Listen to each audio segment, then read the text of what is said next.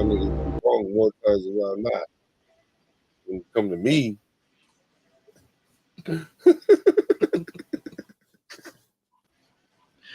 Man, this Laker trade is still buzzing, even though it's almost 24 hours later. right? Shocking, right? We're also got some Warrior Laker rivalry happening up in this piece. Right. Welcome nation. And the Yeah. show is about Mr. Chip Kelly being hired as the new offensive coordinator for our Raiders. I got my boy Twuan up in the pussy. Black is here with other folks. I don't know how they want to be talked about, but we got other folks. Just the flex. Okay, yeah. I don't want to give nobody's names and information away. You might be in witness protection or something. Hey, he said I'll record my rights to remain anonymous. Right. You know what I'm saying? I don't know. Put you on blast like that. So yeah, I feel you. You like me. You pour your own poison. Yeah, man. Because they get me in court. I don't want you to say, here, did you say this name was anything? Is YSL a gang? No, nigga, I ain't say shit about YSL. Hey, like them old 2020 TV shows, he gonna be blacked out and have a distorted voice. Yep, you could do that. Distortion on him. Sanchez had a little drink and So, nation, what y'all think about this? What's up, Raider Ryan? We have an OC, and once again, it's an experienced coach who's got a track record of success and respected and stuff. I mean, it's starting to get repetitive, man. What the hell's going on around here? We're just gonna keep like hiring sensible people. All right, Brady. Right? Who does that? Apparently we do. So who hires people that make sense? Like I said, I haven't heard of that. This is I guess the new thing. Is this the Brady way of like making sense and stuff? Interesting. I mean, the game plan looks simple. You know what I'm saying? You just look at what the Raiders have been doing for years, and you just do the opposite. Oh, this is like opposite George from Seinfeld. You see, it's like that little kid that has the older brother, and the older brother always get in trouble. So anything the older brother does, you say, "I'm just gonna do the opposite of what older brother did." You know what I'm saying? Like, yeah. When you know your instincts are bad, you can trust that too. Yeah. Yeah. Right. And I like this. You know what I'm saying? I talked about it. The last time we were trying to figure out who we should bring in defensively and offensively. And I said, I want an all-star cast. You know what I'm saying? I want someone that looks like they can head that offensive side of the ball like a head coach, and someone that can head that defensive side of the ball like a head coach. And I think both of those guys are in a situation where they're possible candidates to be a head coach again. We know that Chip Kelly, didn't have success being a head coach, but he definitely was a good offensive coordinator, similar to what I believed about McDaniels. I think McDaniels was a good offensive coordinator, but he just could not be a head coach. You know what I'm saying? And I think that's what was, this situation with Chip Kelly. So I think there's a battle. You know what I'm saying? Like, who's going to be the chosen son when everything's said and done? There's going to be a time where, Pete Carroll's going to have to give his endorsement to one of these guys, and it's going to be based on their performance. So, it might be an inner battle. You know what I'm saying? The defense could be, a solid defense, and okay, now Patrick Graham, I'm giving my nod to Patrick Graham when everything's said and done, or the offense is just so dynamite that, Pete Carroll says, hey, Chip Kelly's my next dude. You know what I'm saying? So both of these guys could end up being our head coach. You know what I'm saying? Down the line, but I think Yes. having two solid guys, you know what I'm saying, on both sides of the ball definitely works well for us. I'm not mad at Chip Kelly being our offensive coordinator. I like what I've seen in all of his stops. And he's made a few stops. I'll say it like that. But I like what I see. Yeah. No, I mean, we talked about this previously. A sort of iron sharpens iron situation where you have the coaches as friendly rivals, right? Good business departments going to compete against each other to be the most successful. But then, it's a friendly thing. And yeah, I mean, anytime we bring on one of these guys, we have to highlight that Chip Kelly could absolutely be in the succession plan. Right? There is a succession happening here. A little Game of Thronesy, like I try to say, rivalry here where someone is going to get the sword seat thing. Is that the Iron Throne? Right? So it's going to be interesting to watch that as a subplot, right? Patrick Graham, Chip Kelly, Dark Horse Rob Leonard, right? It cannot be overlooked. So, going to be interesting to see.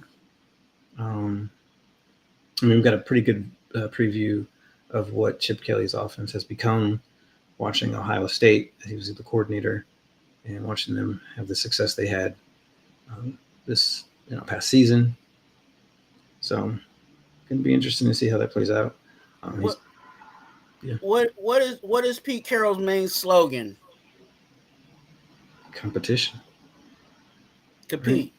Right. So the competition is not just going to be with the players. The competition is also with the coaches. That's right. That's right. So yeah. Look, Black is over here looking kind of quiet. Haven't really heard nothing from him yet. What you got to say about Chippy Chip? Old Chip. Chip Kelly. Chip Kelly. We talk about the Chip Kelly that was in Philadelphia, right? The head coach of Philadelphia, and then after he got ran up out of there, he went to San Francisco too, right? He went there shortly before he went underground and went back into the college ranks. That Chip Kelly, right? Yeah. Okay. The Chip Kelly they were saying was racist and all that, right? The people say things, No, I'm just asking, are we talking about the same Chip Kelly before I give my opinion? Yeah, because for me, this is the thing about Chip Kelly. I could throw all that to the side, right? This is just a little side note. I just don't understand why people was calling Gruden racist and all the other shit, but people don't remember none of that about Chip Kelly and his character or whatever. But as far as Chip Kelly being even an offensive coordinator in the NFL, he ain't showed me nothing in the NFL. You should be dominating the college rank. Anytime you've been a head coach in the NFL, I'm talking about whether you was a good, bad, or indifferent coach. If you didn't went through the fire a couple of times in the NFL, a couple seasons at least, being a head coach, you should be able to go down to the college level and do your thing. So essentially, you got ran out the NFL. You failed. You went underground and hid, and now you pop back up with the Raiders. Okay, cool. All right. Everybody's enamored with everybody's resume. Let's look at Chip Kelly's resume. His NFL resume don't say nothing to me. I don't know what he could do as an offensive coordinator. So everything that I'm going to base everything off of with Chip Kelly, blank slated right now, is just because Pete Carroll is the one who picked him. Because if anybody else would have picked him, I would have been 100% opposed to this shit. But now I'm only 80% opposed. The other 20%, that's on Pete Carroll. So when the season started playing out and the Chip Kelly shit started brewing, This is where I started from day one. So I don't want nobody talking about, well, if you go back in the off season and doing, nah, I did that shit from the moment, from day one. He already suspect to me. He already just from a football standpoint, he's suspect to me. You know what I'm saying? Not the character thing. Then I got to thinking, damn. So essentially what we're going to do is make this a competition like Raider Twuan eloquently stated, because like Pete Carroll said, it's a competition up and down the board. And I'm for that. So I get it. So what we're essentially doing is we're bargaining our franchise on two people. In theory, Patrick Graham, which I would agree with you guys that he deserves it, and that's a good person for competitor 1. But for competitor 2, Chip Kelly, no, I don't see us being led by a Chip Kelly NFL team. I don't see that. Now, if he happens to grow over these next season or two and prove me wrong, I'll be the first one to eat crow. I'll be eating the Chip Kelly, what they call that, crow. Yeah, Chip Kelly crow. And I'll be the first one to apologize. But as it stands right now, I don't like it. I don't care for it. But I'm going to go with the head coach. I trust his judgment. So I'm going to give him the benefit of the doubt. And we're going to see what it do. Fair enough. Yeah, I think it's still, everybody's going to have the wait and see no matter who we bring in. I think, like I said a little, in my explanation of things, I think having him not be the head coach, is benefiting us. If he came in and was being the head coach, I'd be like, no.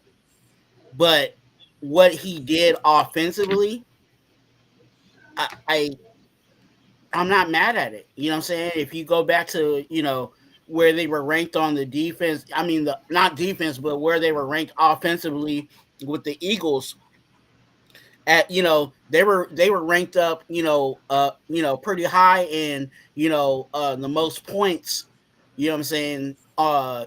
most points, on the team. So we'll see. We'll definitely see. So VBZ, that's my whole point. So he got ran out of the NFL, got a head coaching job with UC. So you get ran out of there for whatever reason, right? They said they got fired. So now you go from a head coach in college to a coordinator now. I get that some people are better coordinators and coaches, but you can't fall out the NFL to the head coaching job in the college and fall out of that to a coordinator. So what that would say to me is you're not even a premier NFL coordinator, because you fell from head coach to a coordinator. And so then granted, you did go to Ohio State and you did your thing as you should. Like I prefaced everything I'm saying. If you was an NFL coach, you should be able to go down to the college ranks as a coordinator and do your thing. Like you should be able to, like, for real. That shouldn't require a lot of convincing on that. So being that his trend is go like this, it topples down. What makes me think all of a sudden he gonna start trending up? Just because Pete Carroll the coach? Nah. What I'm thinking is Chip Kelly out of here within 2 years. Okay. I think that he is a coordinator. I think that anything else is a distraction for him. I do think that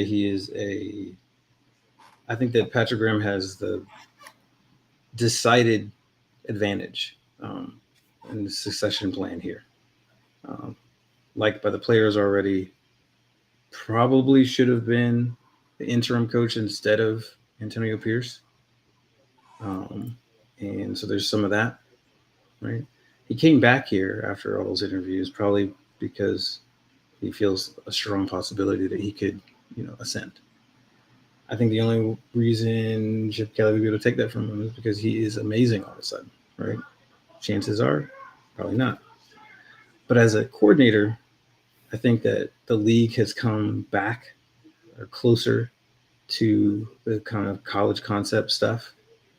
It's more normalized now to kind of run stuff that is being ran at the college level in the NFL.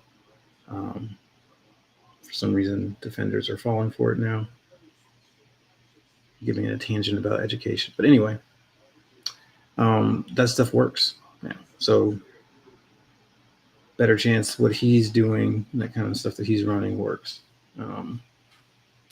I mean, if it's working on Ohio State, it'll probably work in NFL. So we'll see. We'll see about his ability. He may be right, but I don't know. At least he's a skilled, respected coach as far as calling the plays, and it's not one of those hires.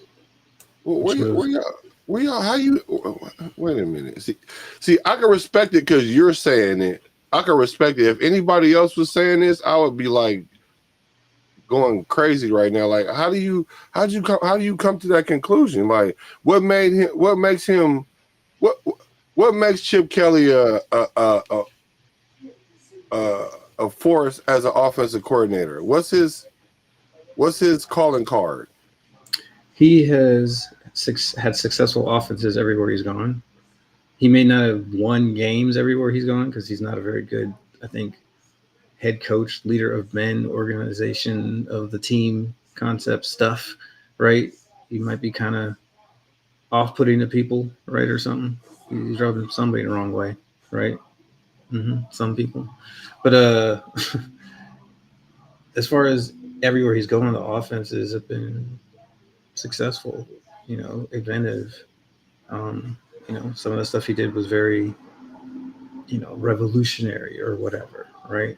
So, I think he may be loved more by the coaching community than by the fans and stuff like that, and that's fine. You know what I mean? I get that. But like the stuff that he draws up, the way that he goes about trying to create offense, he's got imagination. He's aggressive, right? A lot of times you get these coordinators and they're just so non-aggressive that it's frustrating. So I think there's that really he has going for him. So people assume if you take all the rest of the stuff off the plate and just let him be a O coordinator, he'd be successful. When you did that, he won a national championship, right? So yeah, with Ohio State though, I mean, damn. True, but it's still. He was there 1 year, like, but that's the year they won it. He deserves some credit though because that was the year that they won. That was the year that he won. Yeah. But what I will say about Chip Kelly is, I would say he's a mid NFL coordinator. He's competent. I'll say he's competent, but I wouldn't say that he was. You would put him up there with the. I'm not even saying the top tier. I'm talking about upper echelon of coordinators. I don't know who else the coordinators that was even, even hireable. I don't know who they are. So I don't know if he was the best choice or not because I ain't paying attention that close. I just want to see the result, see what we're doing. The other major candidate was Darrell Bevel. Shortly. Yeah, the coordinator from the Seattle Super Bowl runs. Right.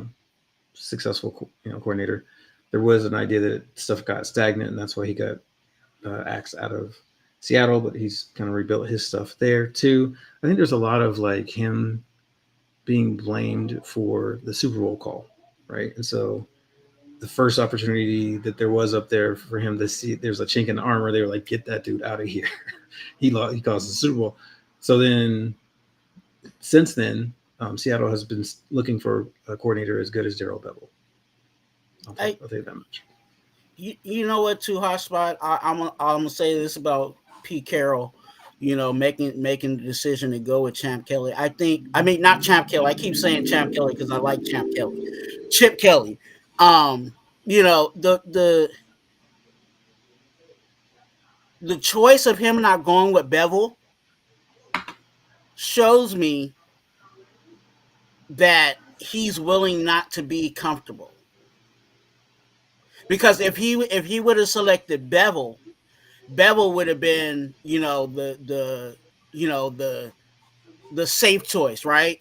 I've worked with Bevel before. Me and Bevel know, Bevel knows what I want. Bevel, you know what I'm saying? But for him to go with Chip Kelly, someone that he doesn't have, that I know of, has a, correlation that he had like with Bevel, I give props to that too. You know what I'm saying?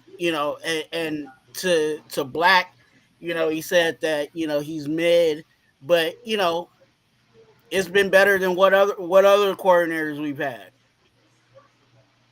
So if you're not super thrilled about it, at least you can kind of say it's an improvement from what we've had as an offensive coordinator.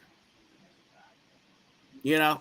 And I think like a lot of people are going to bash him because of him being a head coach and the failures that you may say of him being a head coach. But when you start looking and diving into where those offenses were ranked, you might think a little differently. I'm not saying that he was the super best offensive coordinator in the world, but he was he was up there in rank. You know what I'm saying? And you can go to like I said, the Eagles. You can talk about even when he was with the we just recently with Ohio, right? And then I go back to even when he was with the Ducks. How was that offense going? You know what I'm saying? Now, and you can interpret that for your own, but that might be some homework someone may want to for themselves want to dive into to make them feel a little bit better about our choice. Has Chip Kelly ever been an offensive coordinator in the NFL, or he just been a head coach? He's served as a head coach, but most okay. So how can I say it? They've been most head coaches that are offensive guys like McDaniels, right? McDaniels was a head coach, and then he was running things on the offense, right? So he's juggling being a head coach and dealing with the offense. And for some people, like we said, like a few times on even on this show, some people can't juggle that. You know what I'm saying?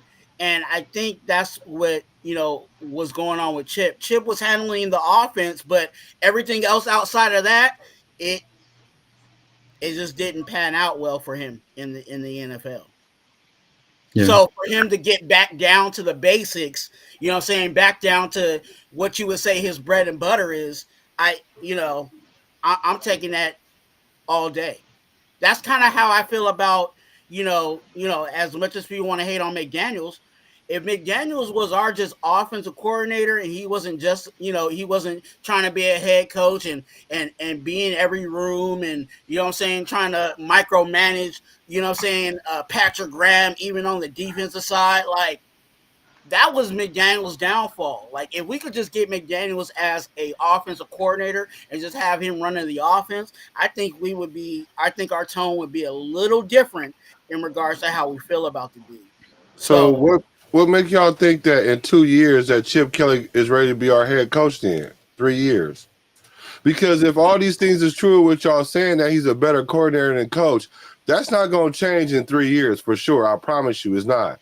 Unless we go 12-4, 12-5, 13-4, like unless he come and start doing that shit, then it's clear.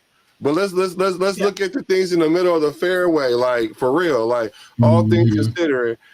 Let's say he come in and be a 500 coach, even like a 650 coach, where his career is like a 650 coach. That's not enough for me to think, oh, now all of a sudden he's head coach worthy. No, So I'm saying, why are we setting ourselves up for failure by putting him in that position to even think that he's going to be the head coach of the Raiders in 3 years, be a successor? Nah, I don't like it. Competition. He may not be the last, right? Because it depends on who you bring it in. I'm telling you, Rob Leonard is in that conversation also as the defensive line coach. He's been kept for a reason. He shouldn't even be in consideration, Chip Kelly. Right. That's what I'm saying. Why not? Why not? We just spent We just spent 26 minutes explaining why. Like, well, I spent like the last 7 minutes or 10 minutes explaining People why. change. Like People change. because y'all just said he's a better coordinator than head coach. Like when y'all give him too much, he do too much or not enough or whatever he don't do or whatever he does. But either way it goes, he doesn't have the pedigree to be a head coach. Not in the NFL, not in college. Like where is it gonna come from?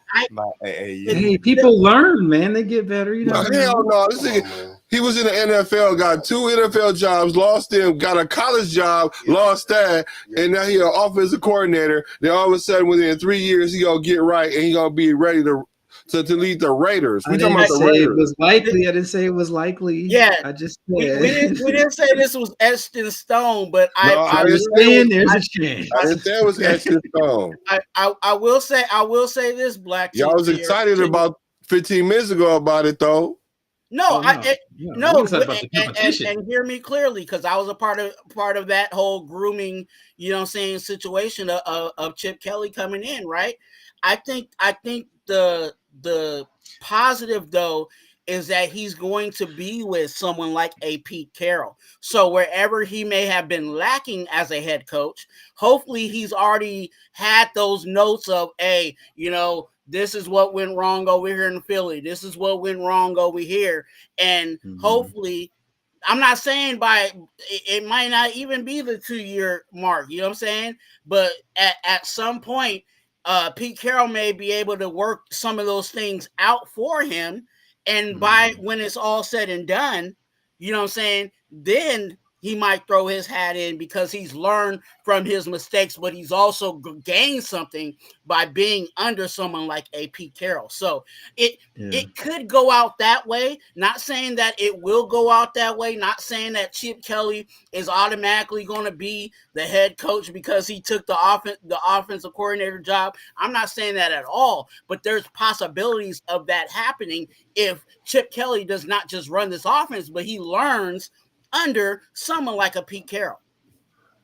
The things that he lacks are literally what Pete Carroll excels at. No, he don't even need to be in the building. That's the part y'all not understanding about me. Y'all keep trying to sit here and say, well, maybe Pete Carroll will sprinkle some dust on him and he might get right. He might? Shit, I hope so.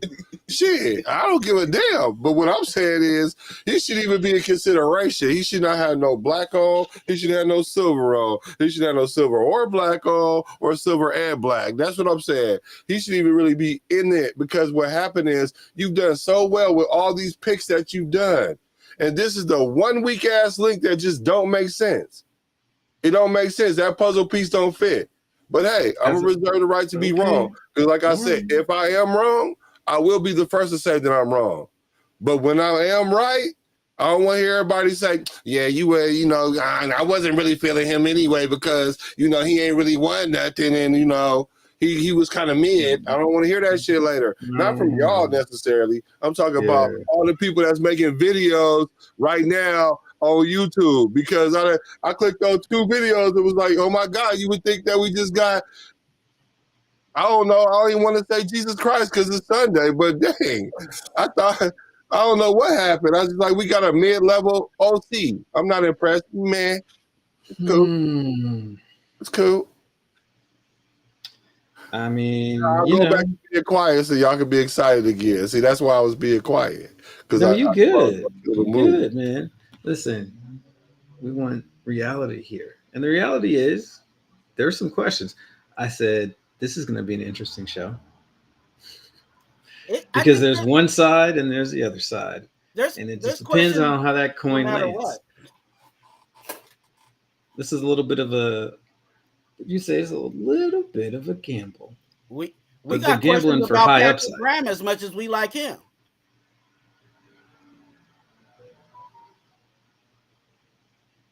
So open up that can of worms. It is what it is. Like, you know, you're always gonna find something that you're not gonna like about, you know, and that's everybody. I you know, as much as I may be positive about it, thinking about being optimistic about the move, I got questions too.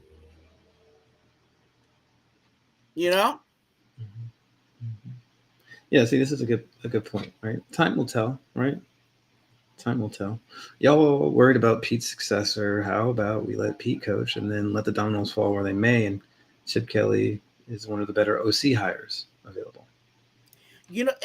I think, yeah, and I'm with you, like, kind of wait and see, but I also want to think ahead, because one of the bigger issues with this Raider Nation is Yeah. that we don't have a backup plan. You know what I'm saying? Like, Mhm. we got mad at Derek Carr for, oh, he's a bum and he ain't a good quarterback, but what did we have wait in the wings waiting on it? Like, we didn't have nobody behind Derek Carr. So what happened? We went through a massive carousel and still on a carousel of a starting quarterback, because we got rid of a starting quarterback and didn't have the succession plan behind that. And that's just one example. Yeah, but Of that many. example, like, it would be different if we signed Derek Carr at 45 or at 40. You know what I'm saying? Like, we have to have a backup plan, because people was like, why the hell we pick Pete Carroll? Well, he's the one going to change the culture, and then when he changed the culture, we can bring in a coach. That's a long-term plan, because everybody was talking about, I'm tired of turning coaches over. Why don't we ever have a long-term strategy? And then when we come Right. up with a long-term strategy, you put a piece in there, and I'm like, well, how does this fit in the long-term strategy? Now everybody's like, well, why y'all talking about the head coach and shit right now? Let him coach. Like, no, wait a minute. No, wait a minute. Because later on, a year and a half from now, when shit ain't gonna happen the way y'all think it's gonna happen, like it always don't, then y'all gonna sit there and be like, man, it's the quarterback. We threw the quarterback in too soon. Oh, we gave up a draft pick to get Shador. Why we do this? The whole time it's Chip Kelly weak ass, because we've seen this movie before, or at least I have. I saw it in Philadelphia, and they had a short film that was in San Francisco. That's why he was only there a year. So I don't know what the fuck y'all looking at. I mean, I'm sorry. I don't know what y'all looking at, but When he I'm was missing it. I'm when missing he it. was with the Eagles in 2013, the Eagles were 4th in points, 9th in passing, 1st in rushing. 2014, they were 3rd in points, 6th in passing, 9th in rushing. 2015, 13th, 12th, 14th. This is like worst performance. So this is NFL, right? 2015. While he's head coaching, yeah. While We he's head talking about coaching, 2015. Offenses are way yeah, more complex than 10 years ago. true. And he just won a national championship in the With some laboratory of college offenses. motherfuckers. But that's where we're creating offense now. That's where it starts now. That's what I'm The saying. most He innovative competent. stuff is down there. He competent. I'm not saying he's not competent. I'm He not can't- saying we ain't gonna be able to get a first down or 4 or 5. I'm just saying, how is he this great hire like I saw? I know I saw it up there on the chat. This is a great hire. Like, how is this a great hire? I'm trying to see the greatness in the hire. Just as an OC, he's been successful. Okay. I mean, and he's, obviously an offensive mind that someone would call borderline genius. Some might say that we have a room full of coordinator geniuses or something in there, So we'll see. We'll see. Chip Kelly did interview, and it could have been him instead of Josh McDaniels. Oh, wait a minute. Oh, hell no. Wait a minute. Hold on. What you say? What was the stats you just had? 2016, they was ranked what? I said 2015. Huh? I said 2015. I was talking about the Eagles. Oh, yeah. 2015. Yeah. What was they ranked? 13th, 12th, and 14th. Yeah, they went 6-9 that year. Mm-hmm. And then they went to the Niners and they went 2-14. Yeah, that was a bad team. Oh, hell no. Y'all, I am not buying it. It's a no for me, dog. Okay. Well, 13, 14, and 15 were pretty good with the Eagles. So yeah, he went 10. No, yeah, let's give him his credit. 10-6 and 10-6 for sure. Yeah. Who was the coach before that though? I'm really not looking at his head coach performance. I'm only looking at what did the offense do, because he's going to be coordinating the offense. I'm just looking at the end result of the team, how they played as an all, because that's what I'm looking at when it comes to the Raiders. But I feel you. I'm gonna get off y'all, dog. Hey, I'm so cool. with that being said, Black, and we can go down that path, right? You you're getting on, Chip for record, but we can also say that about Patrick Graham. If you look at Patrick Graham's record, being a defensive coordinator, you would say he's not a good defensive coordinator. I didn't say Chip Kelly wasn't a good nothing, but I would agree with that, what you're saying about Patrick Graham. The only reason why he's even in consideration is why? Because he's the most stable thing that's been in the franchise in the last few years, and Pete Carroll chose him. Because had Pete Carroll thrown him out to the wolves like the rest of the coaches, we wouldn't have felt no way about that. So don't act like I threw up Patrick Graham up there to be the nigga and successor. It's the fact that he earned the right to be there. That's the issue that we be having about this black people getting hired as coaches. They be putting in their time and don't get the chance as head coaches. And then they get these little Rooney Rule interviews but don't get the job. Or they get these impossible jobs like AP did and get fired after a year. No, this is the quintessential theme that it should look like. Patrick Graham, black coach, dealt with the Raiders, ups and downs. Finally, he gets his chance under new regime, under a good qualified head coach like Pete Carroll. Learn under Pete Carroll. If he don't get it right in that situation, he never will. Give him his chance. So I can see him getting his chance. Now, just like I broke that down, I'm trying to understand how Chip Kelly fit into this. Because if that's the case, I'm already team PG. Oh, yeah. I think it's just, like I said, it's a very strong possibility that of these candidates, PG is the guy. I'm just saying he has the head coach experience. Therefore, he has to be considered in the running. There's a chance, however minimal it may be, right?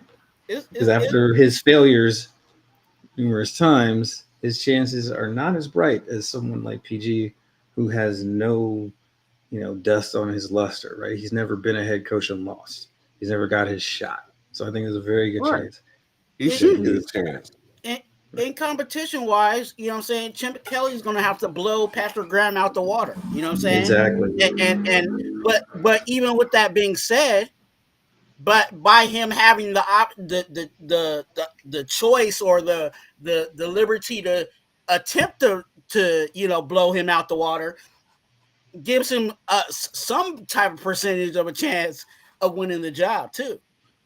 Well, I just think the person that we brought in should be the obvious choice over Patrick Graham, and Patrick Graham should be the one that proved that he's the one that could take the job. Because if Patrick Graham is the obvious choice that we got right now, well, I'm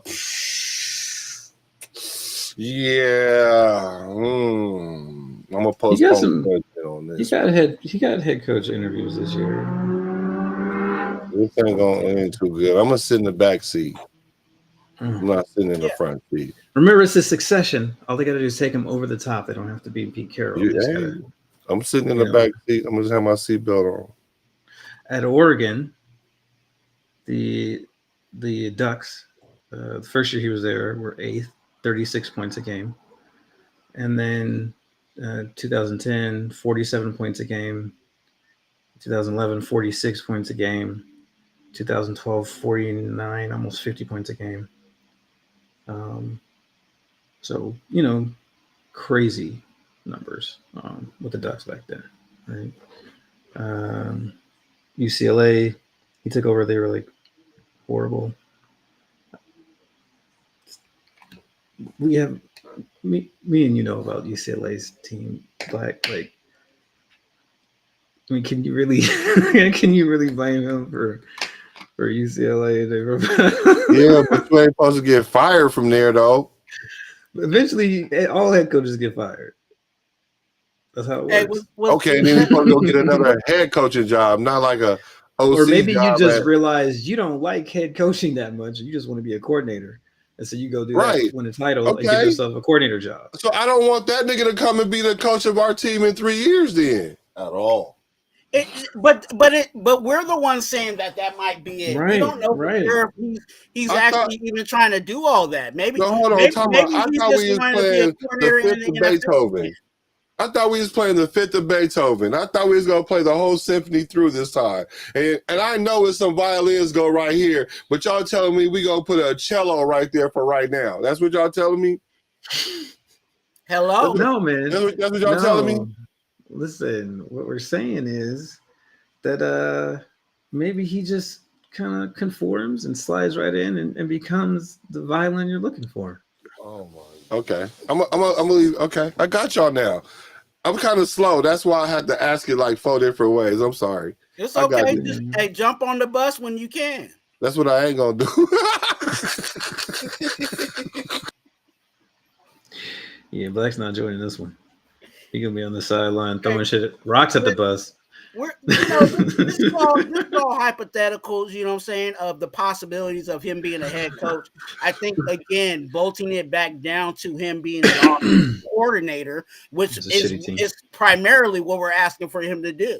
You know what I'm saying? One of the things that, Pete Carroll was adamant about, and we know that, that Pete Carroll's been having this, since he's been a head coach, is the run game. And we know that Chip Kelly has, in every stop that he's had some running backs. You know what I'm saying? He's run the ball too. So, I think that's, another reason as to why, Chip Kelly was an option, was because his run game, and just from Ohio State, them two running backs over there at Ohio State, I know I have a preference of one over the other, but if we end up pulling one of those in the draft, we might be cooking with some hot grease. You know what I'm saying? So Travion Henderson for real. I like him a lot. I like Travion over Judkins, but both of those guys were there. You know what I'm saying? So he's worked with backs and knew how to run an offense with some good backs. Mm-hmm. So, and that was, one of the things that Pete Carroll was adamant about, but he's also in every stop that Pete Carroll's been in, he's always had running backs, and he's always found running backs. So if you can put that together, you know what I'm saying, Pete Carroll finding a running back for the offense and then allowing Chip Kelly to highlight that guy, there goes a bit of our offense right there. Play action with Brock Bowers. Yeah. Coincidentally, the first year that Chip Kelly arrived at UCLA, we want to talk about that, was 2018. We subsequently drafted Colton Miller that year. He was one of the 5 players drafted from that team. He also had Josh Rosen, who went to the Cardinals. You know how that went. Not the player that was thought to be worth the number 10 pick. Kenny Young, Scott Quisenberry, Jordan Lasley.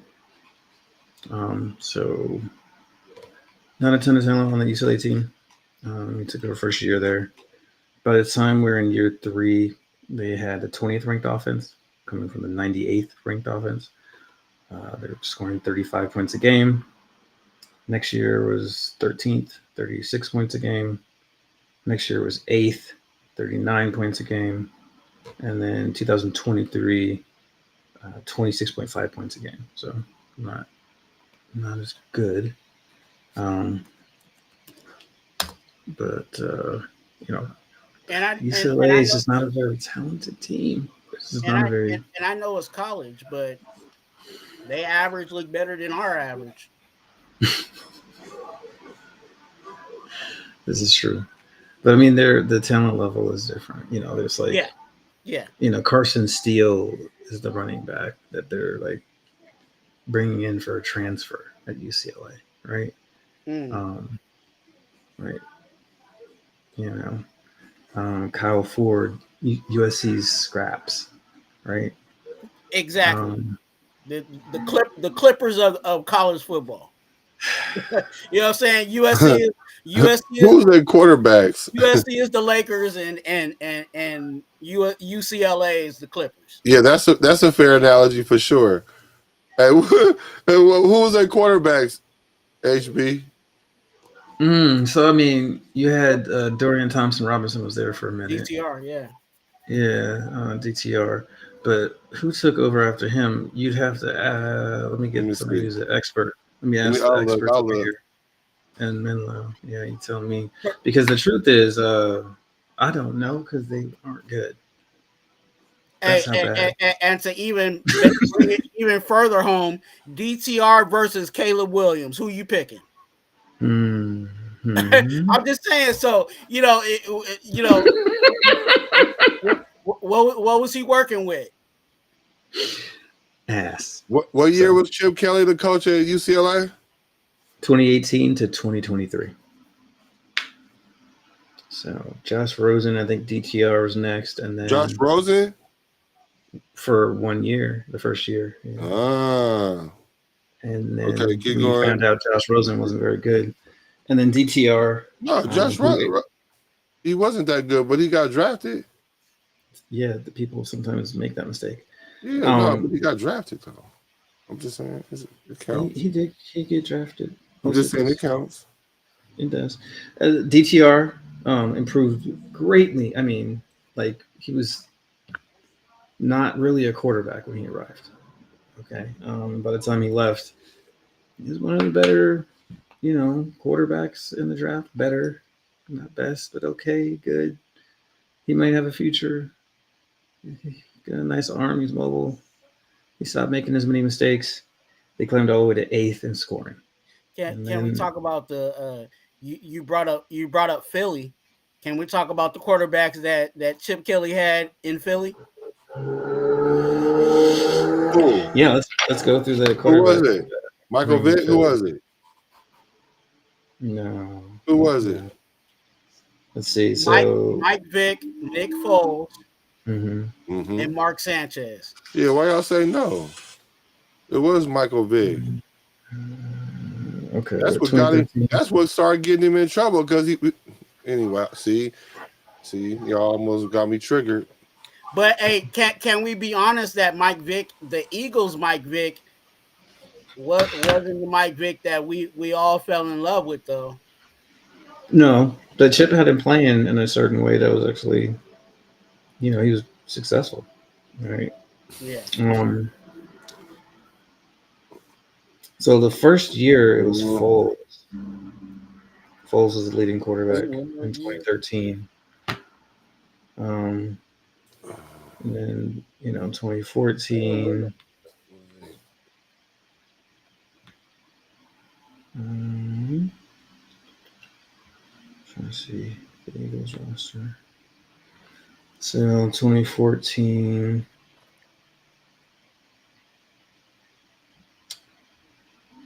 Yeah, so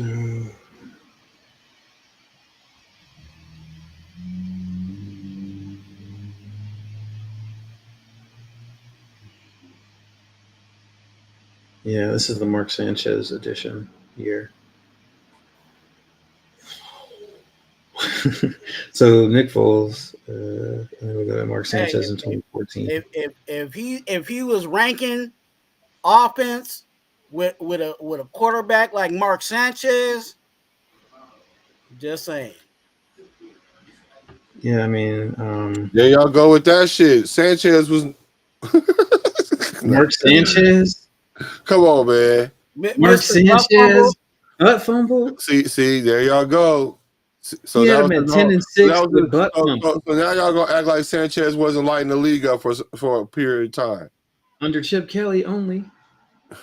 Who else did he light it up under? The Jets? Nope. I mean, we know what was going on with the Jets. That didn't look good. But he went to the Eagles. They went 10-6. And, saying they had like one of the top offenses. We talked about that earlier in 2014, right? So, not like he had a blow. Like, he didn't have Brady, right? He did it with Mark Sanchez, Nick Foles, right? Let's see. Let's look at him now. Nick Foles won a Super Bowl. Again. Yeah, Nick Foles won a Super Bowl, and he actually won the Super Bowl. So I don't want to hear that shit. You mean he played the playoff games? Bro, I don't give a damn if you play only in the Super Bowl. He went into that game and he wasn't managing the game. He played the game. Like he played. That's good. That's good for him. Now, so most people, you can't just throw any quarterback in there and that happen because I know they got a starting quarterback right now that played his ass off and they lost the Super Bowl. So you really consider that Nick Foles is a good quarterback? No, what I said was Nick Foles won the Super Bowl.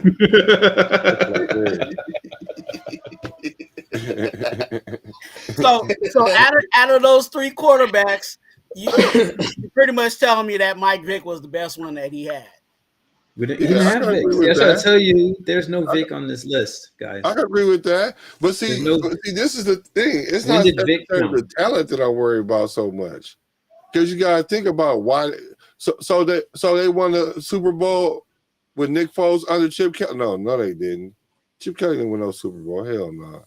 That was not Chip Kelly. That was not Chip Kelly. So yeah. So no. So he didn't have Vic, guys. So it was Foles, then Sanchez for 2 years, then Sam Bradford, and Mark Sanchez again, right? Because I think Bradford. Oh, that makes it even worse. A week or two before he was hurt, because that's Bradford. And then let's see, 2016 was the final year, right, for him as coach for the Eagles, I believe. No, that's it. He was actually gone after 2015. So yeah, Bradford sealed his fate. So Foles, Sanchez, Bradford. And, QB. You know. Oh yeah. That's all good though. That's your man's. You know, I'm just saying he didn't have no world beaters over there. He just had some dudes. You know, and then Frank Reich came in and. That's y'all square from Delaware. Hey. So the Raiders Rebel says his offenses average 140 yards per game rushing. We averaged 80 last year. He said, I don't care where it's played. They play on Mars. They get 140 to 80 matters. He says Patrick Graham is on the rise. Kelly has plateaued. I think that's very true. Very true. Raiders should be exempt from the Rooney Rule since we started the ethnic head coach thing. I think that if your coach is already, you know, like the one you're going to hire is like the fact that we had to use the Rooney Rule, even though we was about to try to hire Antonio Pierce was strange to me. So, and look who's in the chat, Mr. Western Conference. He's probably pretty damn happy right now since, you know, Chip Kelly and Luka in one weekend. Just saying. I see you too. Yeah. Oh, Warrior fans. I'm sorry, Jimmy Butler ain't coming. No. We don't want that. We don't nobody want too sweet. Nigga, too sweet. Sweet heat, nigga. Yeah, sweet heat. Hey, you don't want him. Hey, you don't want lace front on media day? No way, man. Jimmy Butler is the signature of toughness, guys. It kind of fit y'all in San Francisco. I want to kill Pat Riley. Like what? Shut up, man. We don't want that over here. Hey, it kind of fit y'all in San Keep that over there. We ain't got to win no more championships. We won enough. We got a dynasty to ring. We good. You can keep that over there. We going out with Curry retiring. Yeah, we don't need that. Matter of fact, he can get out early if that's the way you want to go. Yeah. Oh no. He says sweet heat, huh? You're a fool. Y'all wrong for that. Jimmy Butler is, everybody knows, according to the media, he's one of the toughest players in the NBA and a pillar of competition and stuff. So anyway, we're moving on. 100, right. He said that Luka news crazy, right? Man. Hey, so you know, I said this. I think I said this the last time we were live. You know, I said if we get the offensive coordinator, then we could really start looking at the players, you know, in the draft and free agency, based on kind of correlation, right? So, what quarterbacks do you think? So all of a sudden, Dylan Gabriel and Will Howard are rising up, because one of them plays at Oregon, and they still have the echoes of that offense. That's how monumental it was. And one of them was his prodigy just this year, as he was not only the offensive coordinator, he was the quarterback's coach. And all of a sudden, Will Howard looked a lot damn better. So I think those two are going to be ones you have to kind of consider further. Is Nick Foles still playing? I don't want him. I'm joking.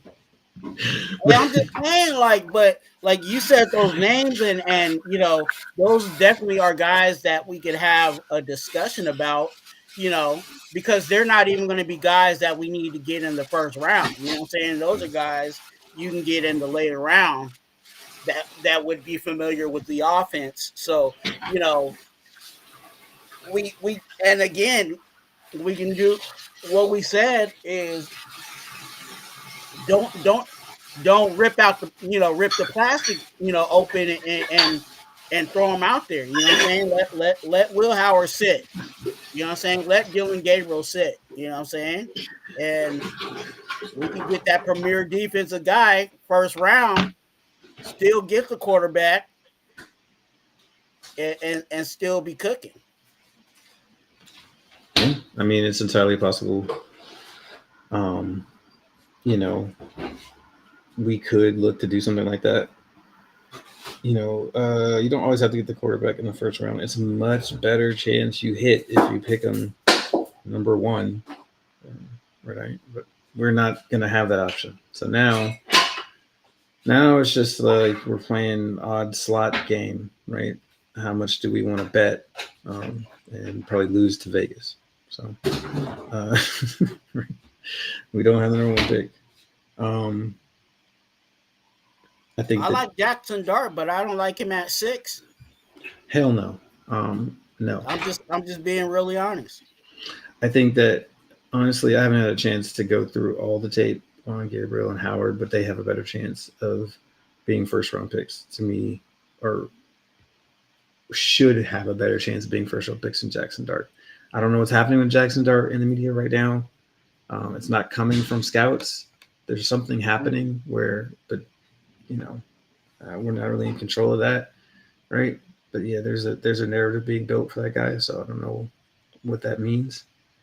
Yeah, I mean, I think Will Howard and Dylan Gabriel have a chance to sneak into the first round consideration. I think depending on testing and things like that, Gabriel, his measurements were okay, right? 5'10.5", so not too short. I think he measured already at the Senior Bowl, so he's 5'10.5" according to the Senior Bowl. So we'll take it, right? That's his measurement. I don't think that's too short, right?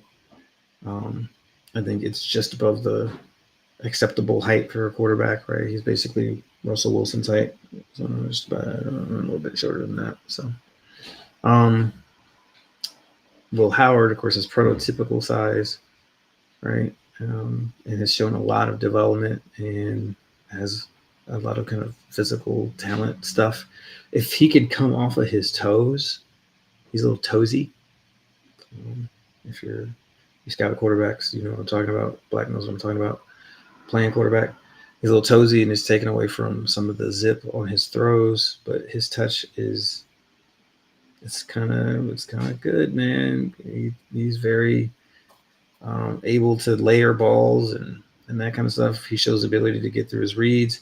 Now, Ohio State and Chip Kelly, he's going to simplify things with the quarterback. A lot of times he is half field reading because the play design is that fucking good, right? Like one of these two guys is going to be open, right? Stuff like that.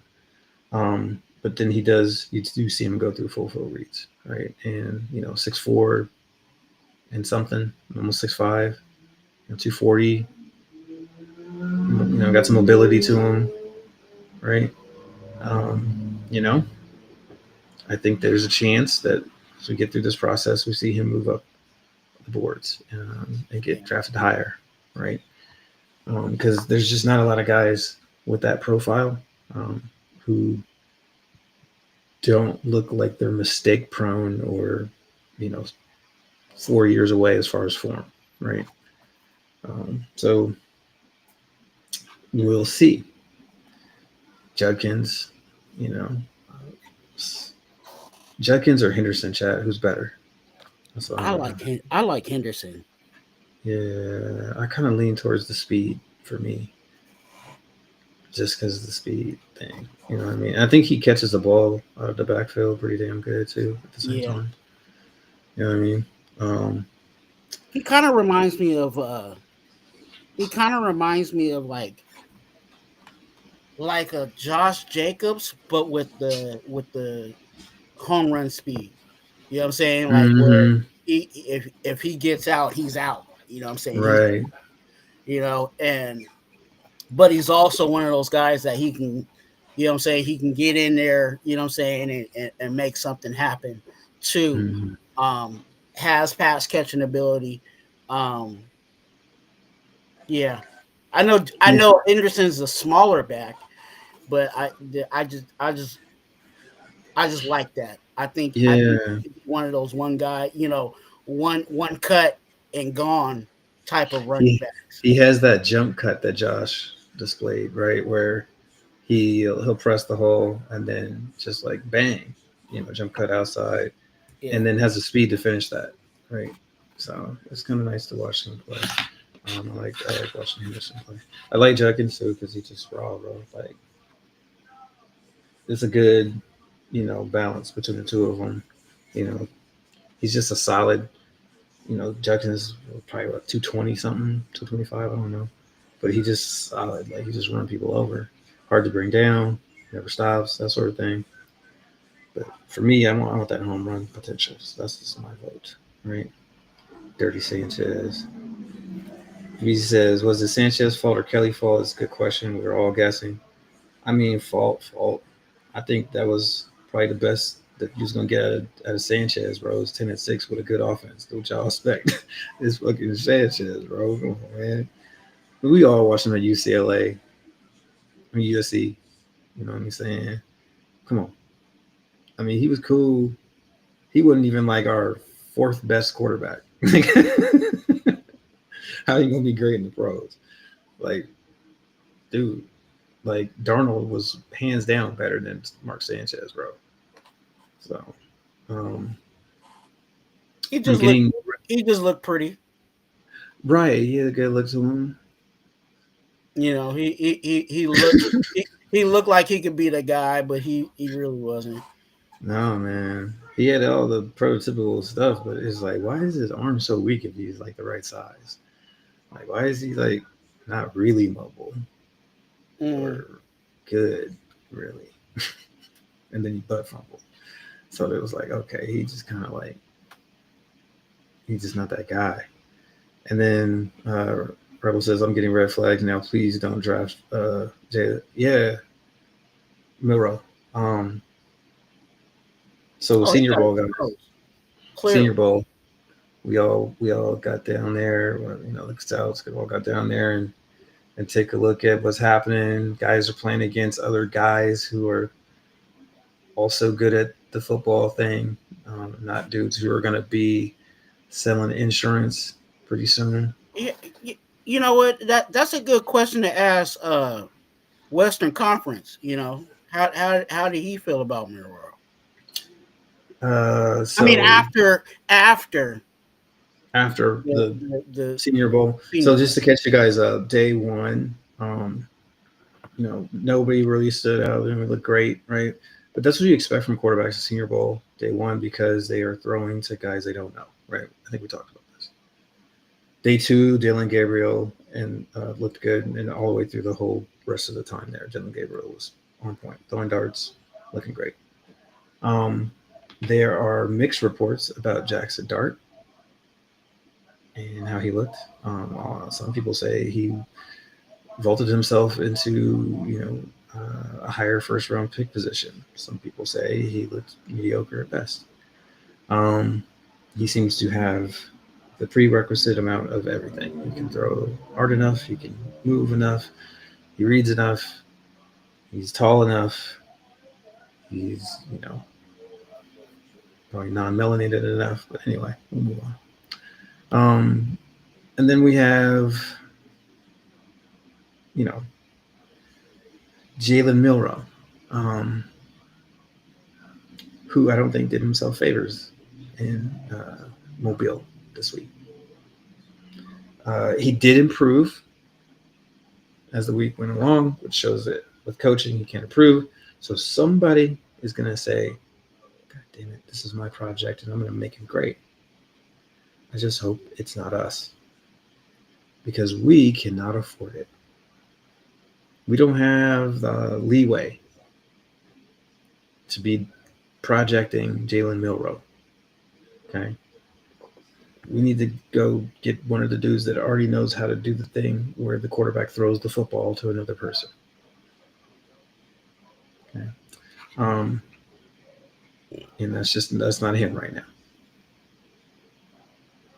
He's Justin Fields 2.0. So, however you feel about Justin Fields, you know how I feel about Justin Fields. And I'll say again, I feel about Justin Fields a certain way that I had to watch that man's tape, and it was the worst quarterback tape I have ever seen in my life. It was atrocious, and I'm offended. But to each his own, I guess. Maybe you like the quarterback who can't read or has a long windup, can't throw it. He can run the field, but he can't throw the field. He has a strong arm. It's completely inaccurate, though. So, and it's going to take, just like Milroe. I think it's going to take some time. Mm-hmm. And hopefully, you would think by this point, Fields would be, what is this, second or third year? No, fifth. Oh, he's been here that long? Oh, no. Yeah, that's why I was like, no. He is what he is. That's what I say. He is what he is, bro. He's not. People are like, oh, no. I was like, no, he already did three or four in Chicago. Guys, am I right, chat? Maybe it was 4. Yeah. So at least 3. It's one of those ones where, and that might be the risk of Milroe too. Like, if he don't get it. Yeah, my experience is that if you're playing major college football, and you haven't learned to read defenses, I try to explain, this is not like rocket science. Either you see it or you don't.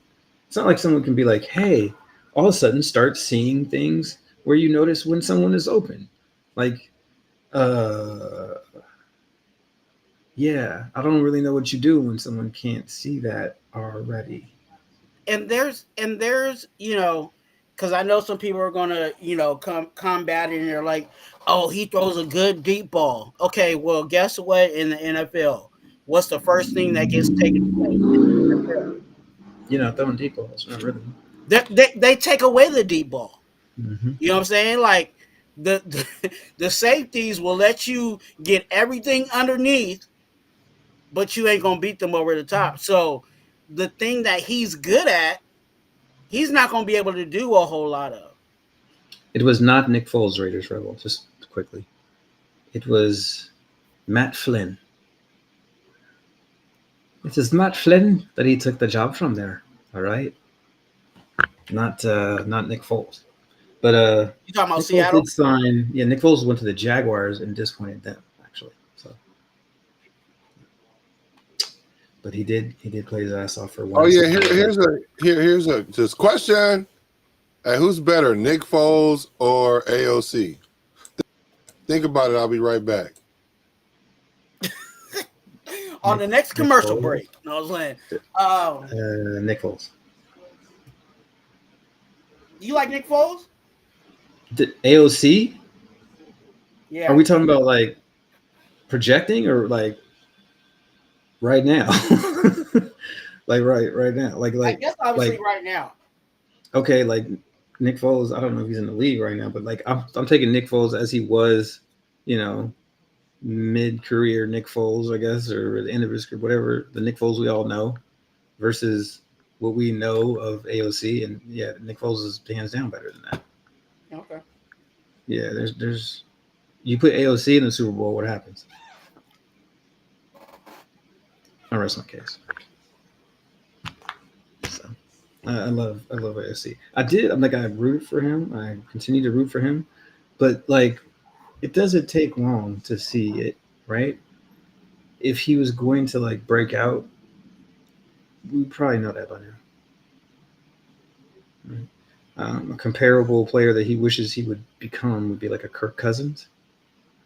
Kirk Cousins as a rookie was processing ahead of, veteran players, making precise reads and things like that. You didn't see that from AOC as a rookie. He did not look like that.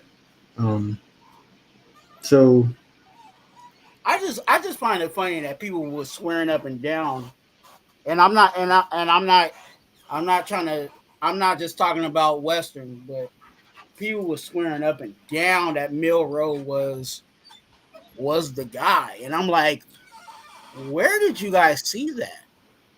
Well, he's gonna run a 4.3 probably in the combine. Have you seen him? Like, he took his shirt off. He looked like one of those He-Man action figure things, which scares me even further because like quarterbacks are not supposed to be built like that. You need pliability. Ask Tom Brady. So yeah, I don't know. Did Nick Foles play this year? What's that? Did Nick Foles play on the team this year? I don't know. Did he? I'll look it up. If he did, then we can compare him to this year. That'd be fair. No, I'm just wondering because I'll take him right now. Let's see. He's 36, so he might have played somewhere. Let's see. Right. There you go. Yeah, I think he was the backup somewhere. Hold on. The Colts, maybe? Yeah, that sounds about right. So he couldn't beat out. He couldn't beat out Richardson. Let's just see. First of all, Richardson ass better get right. While he over there talking about he tired and shit. Okay, so he retired. Nick Foles retired. Right, he did. As of 2024. After playing for that horrible team in red. And so he's no longer an active NFL player. Right. But we can take, kind of just, that's why I just compared him to like his, the Nick Foles we knew. His last starts was in Indy. He was 0-2. That sounds about right. He played Chicago and Jacksonville, man. Yeah, and the Queefs. Ended the career like that. The Rams. Yeah, so he was a Super Bowl MVP. Beat the mighty, mighty Patriots.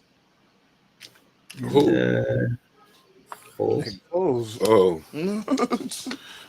him and Eli, the only niggas that he was an MVP, huh?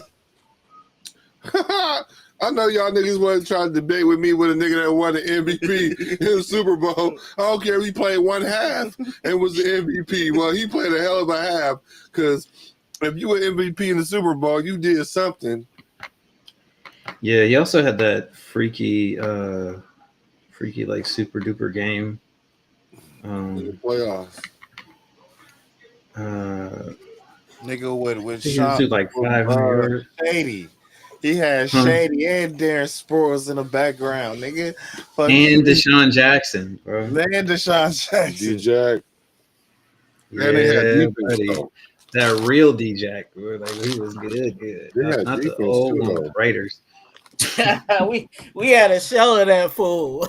Yeah, we had his ghost. And that's what we do, man. We always get the shell of people. You know what I'm saying? We got, I think the best free agent here to get the bag, man. wide receiver was Jerry Right, he Rice, played for us. and Jerry Rice was real. still kind of on his last leg. He Man, definitely was just here to get the yeah, bag. for sure. The thing is, so Nick Foles had that game against us also, right? The Super Bowl. He also had the obligatory set some records against the Raiders game where he set the Eagles all-time passer rating and blah blah blah record. He was 22 of 28 for 406 yards and 7 touchdown passes. What year was that? That was the 2013. Mm-hmm. Was that Derek's first year? Nope. Derek gets drafted in 2014. Okay. So you can guess what we were rolling with back then. Let's go look at that team. Mm-hmm. They were 4-12. Broncos won that division 13-3. Let's see. Look at the roster. The Raiders were rocking. Oh boy. Okay. So, wow. Yeah. So this was the Phillip Adams led defense he was thrown against. Do I need to say any more, or can we just? I mean, I could keep going. This is Tyvon Branch and Miles Burris, Chimdi Chekwa, remember him? This was Matt Flynn. Let's see. We did have McFadden. That was good. Oh, C.O. Moore, probably our best defender. What up, Pizzle? Stacey McGee. Is Pizzle in the place? Is Pizzle in the place? What's up, Pizzle? Thanks for coming through. Yeah, not like Nick Roach. I miss Nick Roach. Yeah. Really short-lived contract. We had Woodson. Because he actually was playing well for us in the middle of our defense. He just got hurt. No, the quarterback was Terrell Pryor. Oh, we was hoping. We had we had Terrell Pryor. Who was his trusty wide receiver? Oh man, Rod Streeter. Yes, Rod Streeter. Gerald Valdier. Didn't do anything after that. No. Gerald Valdier was there. Michael Rivera was the tight end. Yeah. Olawale was the fullback. Denarius Moore. That boy was either non-existent or sweet as hell. One or the other. Up and down. We had Darren McFadden. McFragile, yeah. You call him McFragile? Yeah. Hey, McFadden is a fool. That boy come through the hole hard, run by everybody. All you gotta do is blow at his feet, he gonna fall over. You like, what did you fall for? That was crazy that he was that easy to tackle. You just swipe at his feet. He'd be like, tumble. Black Tim That boy got no balance. He's just Black Tim. We had Andre Holmes. Orderly Holmes. That was our big body. Yeah. Bryce Butler was the hope. Yeah. So yeah, 7 touchdown passes against that team. Yeah. So lit us up. The days when our offense was actually okay, but our defense just was not it. Prior, yeah, I guess it wasn't horrible. He does have that one run. Oh, you talking about against Pittsburgh? Oh yeah. That boy hit the seam, and it was over. You're like, oh, he does run a 4.3. And what happened to him after that? He became a running wide receiver. He did, which is horrible because I was like, I kept saying he should switch to wide receiver when he was with us, but he wouldn't do it with us. No, he went to Cleveland to try to do it. I'm like, oh, you go to Cleveland and you're gonna fail because it's Cleveland. Anyway. He was actually good at it. I think he actually wasn't he an all-pro at wide receiver? Like, didn't he go to the Pro Bowl or something like that as a wide receiver? Let's see. Well, let's see what happened with Terrell Pryor. I know that he had some good stretches. I know that he showed real potential there. I don't know if he ever went Pro Bowl on it, but let's see. I think he did. Terrell Pryor is now 35. We went a 4.38 to be exact. Let's see. So, yeah, I mean, he had the Jacksonville year. You're correct. That's right. And let's see. He had a total of 115 career receptions for 1,563 yards and 7 touchdowns.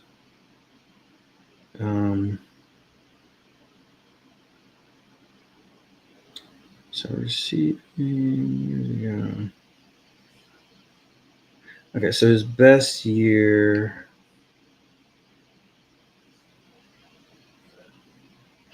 was with Cleveland in 2016. 77 receptions, 1,007 yards, and 4 touchdowns. And that was the year after he went to Cleveland in 2015, switched to receiver. The next year he had that year, and then that was it. He kind of just dropped off.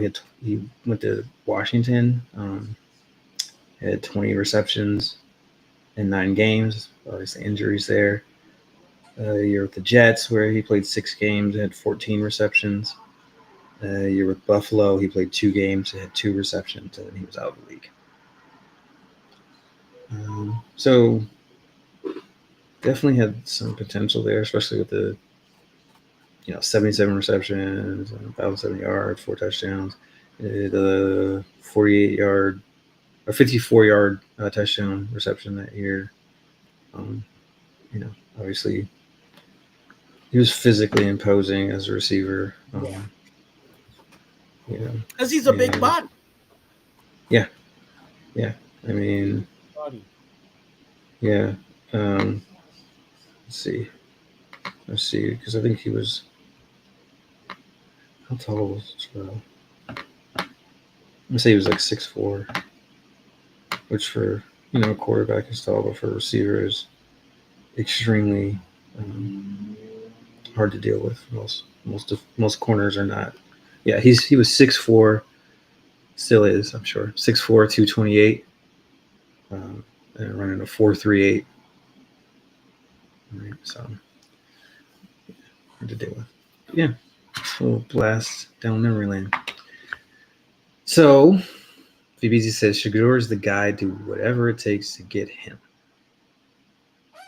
What y'all think about that? I like Shador. The dude. That's my guy. I've said that plenty of times. You know what I'm saying?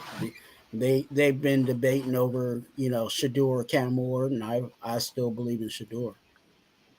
So I have Cam rated as my QB1, but that doesn't take into account the fact that sometimes it's fit, right?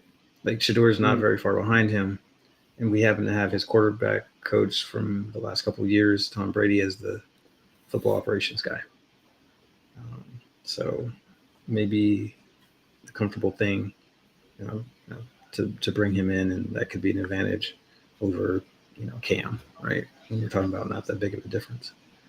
Some people have it way different. Some people have Cam way ahead of him. So, to each his own.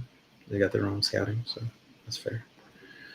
We got Daniel Berry Sports Highlights in this piece. Yo, what's up? Thanks for coming through. He says, we need to trade Mayer. He's a liability. I mean, if he's not going to play or something. I think he's going to play, though. He seems to be good at football. I think that's the only liability. Yeah, if he was like not going to play or something. Yeah. I don't know if that's going to be a repeated issue. I doubt it, but we'll see. I guess time will tell, right? He says we need to trade him. We need to trade Mayer a tight end, draft a great blocking tight end for the scheme, and for Brock to get 115 grabs. Mayer's actually a really good blocker, but he's also a good receiver at the same time. You kind of don't want to have somebody in that's like just only good at blocking, and especially if you're trying to run like a double tight. And in this situation with this Kelly offense coming over, there will be less of an emphasis on the tight end, second and third tight end positions, where you're going to see 3-4 receivers more than you see 2 tight ends. So that'll be different, right? Bizzle says I'm out on Milrow. That's fair. Hold on, let me say something about the Brock Bauer situation. The Mayer. Okay. Yeah, the thing about Mayer is it's funny because Mayer just looked like that because he playing with Bowers. Right. You know what I'm saying? Like, and he's still like on our rookie contract. Yeah. Yeah. So he got it the year before Bowers because he's fairly decent at blocking, and then he catches the ball. Like he just needs to stop trying to jump over people all the time. You know what I'm saying? Goofy. But other than that, he could be a viable weapon because I remember one game this year. They kind of like took Bowers out of the game and Myers really like stepped up. So I mean he's decent, but now 115 catches for a tight end, that's entirely too many. They're not going to allow Bowers to keep doing what he was doing this year. I promise you. This coming year, they're going to try to chop him down like Gronk. Like when Gronk came in the league and they realized they really couldn't stop Gronk. So what they started doing was chopping Gronk down, like injuring them. Yeah. Well, we'll see what happens. I think that it's entirely possible that he, has to deal with injuries and things like that as they try to go after him. But I will say that like he just looks like one of them dudes that's like pliable, right? People have been coming after him a lot. He's bumbled, and run people over, break tackles, and just kind of doesn't get injured like that very often. So, knock on wood, I hope he stays with that. But like, knock on wood. Gronk was like fucking Frankenstein. They made that nigga retire. Yeah, it took a while though. Gronk had like 3 more years in him. He was like, I'm cool. Yeah, he's like, no, yeah, they're trying to hurt me out there. But yeah, I think, I'd like to see him just kind of develop and see what we got coming out of that. Because you never know, we might end up with like, a really dynamic kind of situation if Brett Bowers continues to develop into this like all-world weapon, right? Where he's really just like, tight end / slot receiver / sometimes he's an X, right? Yeah, that's cool. Just as long as we keep him preserved and keep him out of, because at least nowadays they don't hit as hard as they did when Gronk was playing. So maybe they'll preserve Bowers a little bit, protect the player. Yeah, I believe in and those that are following my channel, I always talk about cheap labor, and cheap labor is literally, rookie contracts. So if Mayer is still under cheap labor, there's no need to move him. You know what I'm saying? Right. And I don't think he's garnered that much value to the point where we're going to have to move him. You know what I'm saying? It's not like, oh, we're moving Mayer and we're getting a second, or we're getting, the number 1 pick, for his services. So you're not really even getting value back. So you might as well just keep him until his contract is up and make that decision when you have to make that decision. You know what I'm saying? When the contract is finally up. But I think keeping those 2 guys together, and I agree to what Black was saying. Like, there was times where Brock Bowers was out and, Mayers came in there and he wasn't Brock Bowers, but he was, he was holding his own, being the number 1 tight end. You know what I'm saying? When it was when his number was called. So we gonna need that, and because we're cheap at tight end, it benefits us to keep those guys. We ain't got nobody that we paying big dollar at the tight end position because everybody right now is under cheap labor. Mm-hmm. It's true. Easy makes a good point. Kind of, officiating those hits out of the league more and more.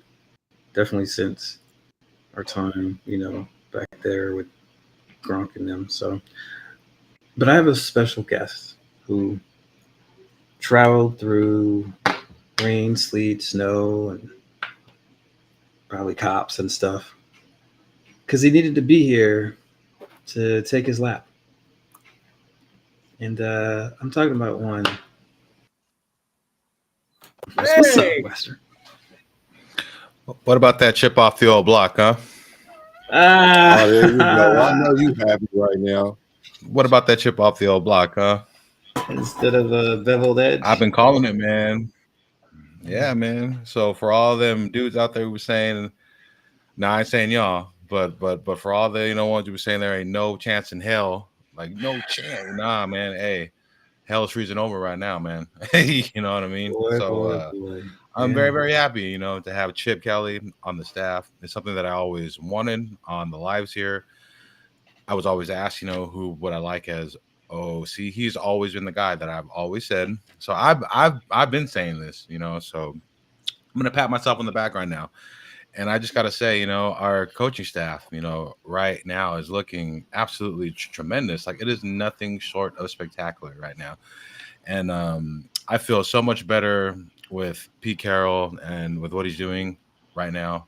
Way better than the whole Ben Johnson and that whole thing. So I'm feeling great. And then just to top that off too, I mean, I know we're talking Raiders here, but what about that Luka trade, man? To all the Laker fans out there, let's just rejoice right now, And I just have to say, and AD, every time you were awesome, and I'm thankful for the time that you were here. I'm thankful for the championship that you gave us. Yes, thank you. But when we could get Luka for just you and a first round draft pick and Max Crispy, I'm taking that trade all day, over and over and over. So that's all I got to say. Shout out to Jalen Hood Schifino, who was also a part of that trade, but mattered so little that we did not even mention him. Hey, he was an expiring contract, and I think Utah they were the third team involved, and I think they actually made some good moves by doing that. They took on Jalen Hood Schifino for less than $4 million, and they got 2 seconds. You know what I'm saying, to take for their trouble. Exactly. For their trouble. So they can actually get rid of him next season and still have those, so they can get him off the books and still have 2 second-round picks. You know what I'm saying? That they can do whatever they please with that. So, Utah, I think outside of the Lakers, I think Utah was the second team that kind of really won organizational-wise for me. Yeah. We got the best player out of the trade, and he's younger and healthier. So I think that says it all.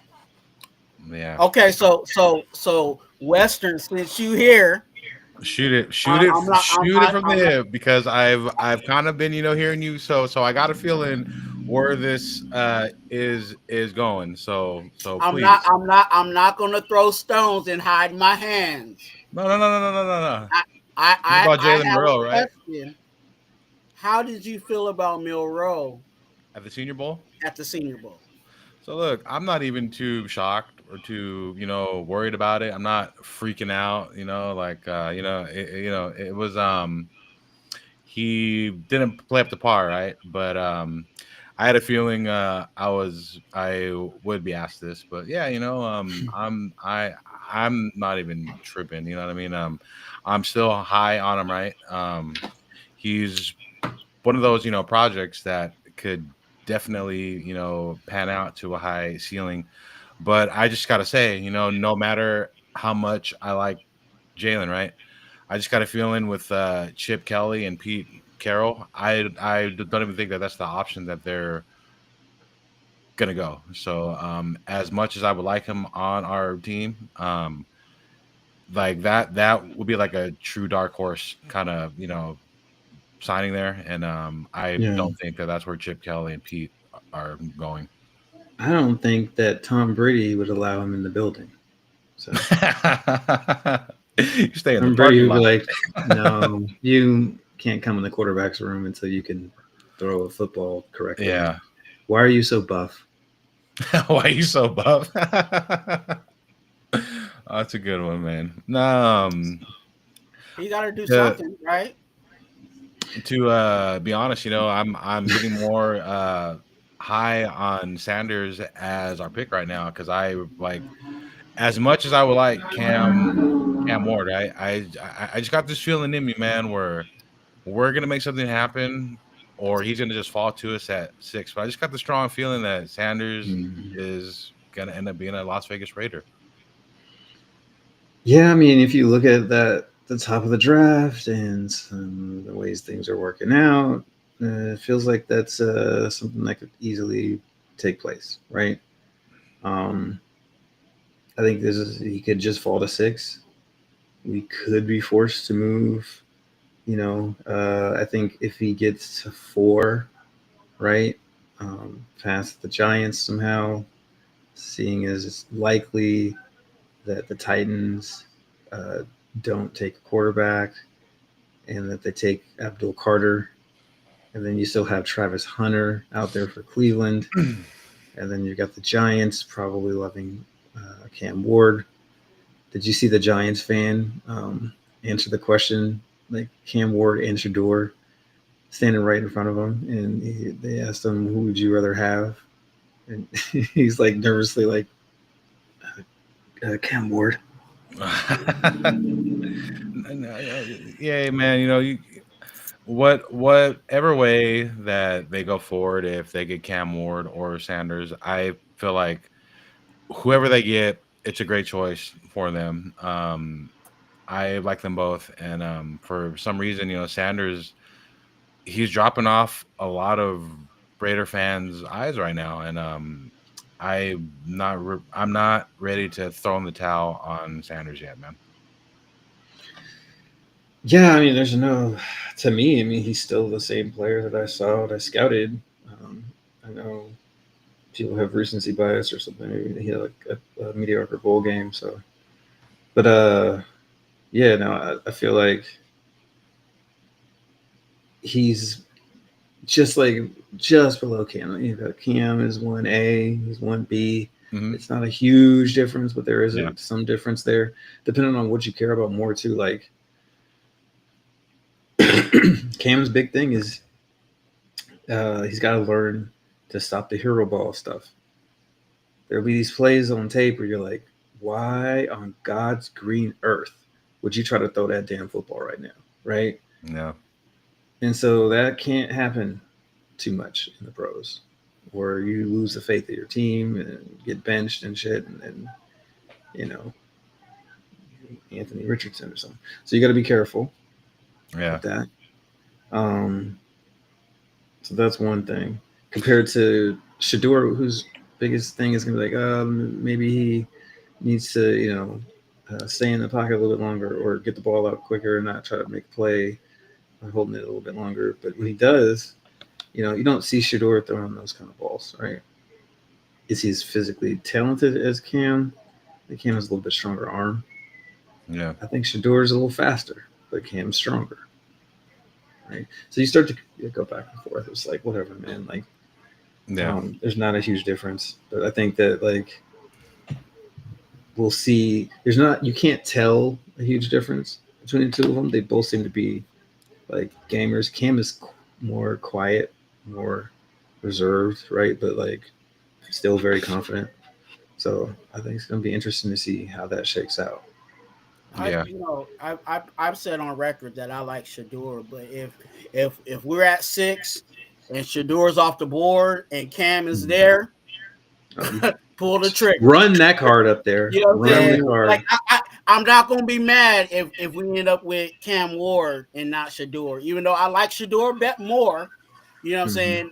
I would not be mad at it, and I stand by that. I've been said that my choice Mhm. would be Shador, but if you know if it landed that it flipped, and we had the chance to get Cam, let's run it with Cam.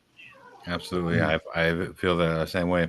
So I just got to ask, how do you guys feel about this Chip Kelly hire? I mean, I'm pretty sure I am the most ecstatic of the whole panel here, but what is your guys' take on that? No, I think Black is the most ecstatic.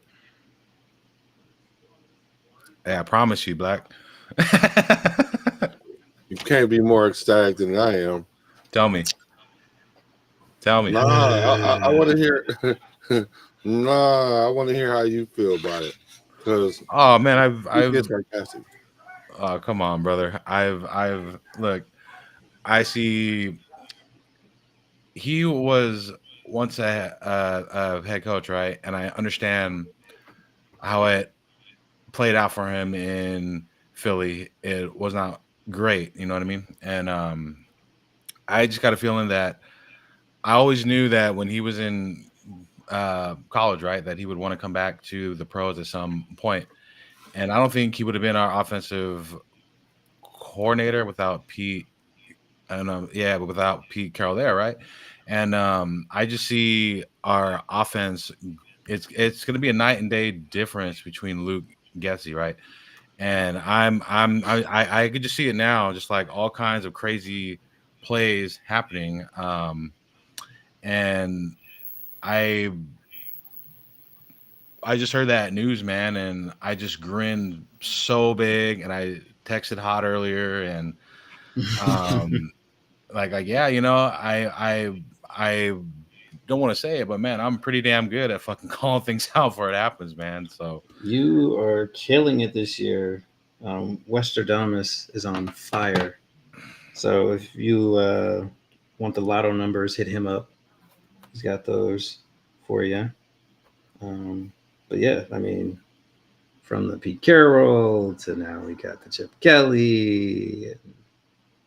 I feel like there's more. But I'm selling you short. We'll get there. We'll get there. I'll have to keep a list.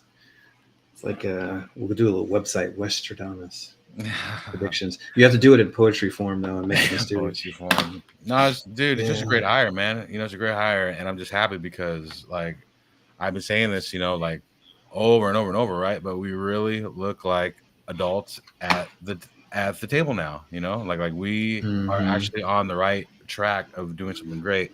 And I get it, you don't want to count your chickens before they hatch, right? But I'm counting, you know, a few chickens right now, you know, so I'm very very happy. He's like, I'm gonna break the rules. Add a little chicken. Yeah. Ain't nobody gonna know. You know what I mean? Oh man, yeah, no, it's for me it's just like he's good at the coordinator and that is a change. Just let him call that offense, brother. And dude, we're gonna see great things. Gonna see great things. I believe it. I mean, your reaction was pretty clear, right? And That was also, you know, he's the highest. Oh, yes, that was me right there, man. I was Rick flaring it all over my goddamn house, man. I was like, man, I'm a wheeling, dealing, jetpack flying, gold Rolex wearing, gator shoe stomping. You know, I was, man, I was juiced, man. So yeah. he was a little bit hyped. A little bit hyped. Hit me with the Ric Flair meme, and I was like, okay, he likes it. But I knew you liked that. That's why I thought it was funny. The opposition between the two of you in the Chip Kelly thing is perfect because you both talked about this and then had your stances were clear, and here he comes. It's just like the show gods love me, so thank you, show gods. Thank you very much. So Um, Black, please, your take, brother. Share it, man. and here we go. Oh man, Come on, bro. Let me sit back. Let me sit back. Don't be Tell me, shy. Black. Tell me. Tell me how you feeling. Tell me how you really feel. Just like BBZ say, how many wins do we get? A lot of ass slapping going on right now in Raider country. I want wins. And so for all y'all that seen Pulp Fiction, y'all know who the wolf is, right? Y'all seen if y'all seen Pulp Fiction, it's the guy he called the wolf. Drives He's a fast, cleaner. talks fast. And so this is where exactly. And so what happened was Samuel Jackson and John Travolta, their characters shot this dude in their car and they need the car cleaned up. And so he told them to clean the car up and they cleaned the car up. And he was like, oh, it looked good because they was trying to, get away, dispose of the body in the car. And the wolf said, let's not start sucking each other's dick just quite yet, fellas. You know what I'm saying? He was being real sarcastic. And so that's what I'm saying. Like, let's not get too ahead of the cart right now because I'm not really high on Chip Kelly because out of all the things that I've seen that happen in the Raider franchise, this is the most questionable and it's alarming to me. So it's not just questionable, it's alarming. But I hope I'm wrong. You know what I'm saying? I hope I'm wrong, but I tried to like it, but I just don't. Would you have felt better if it was Luke Getzey rather than him? I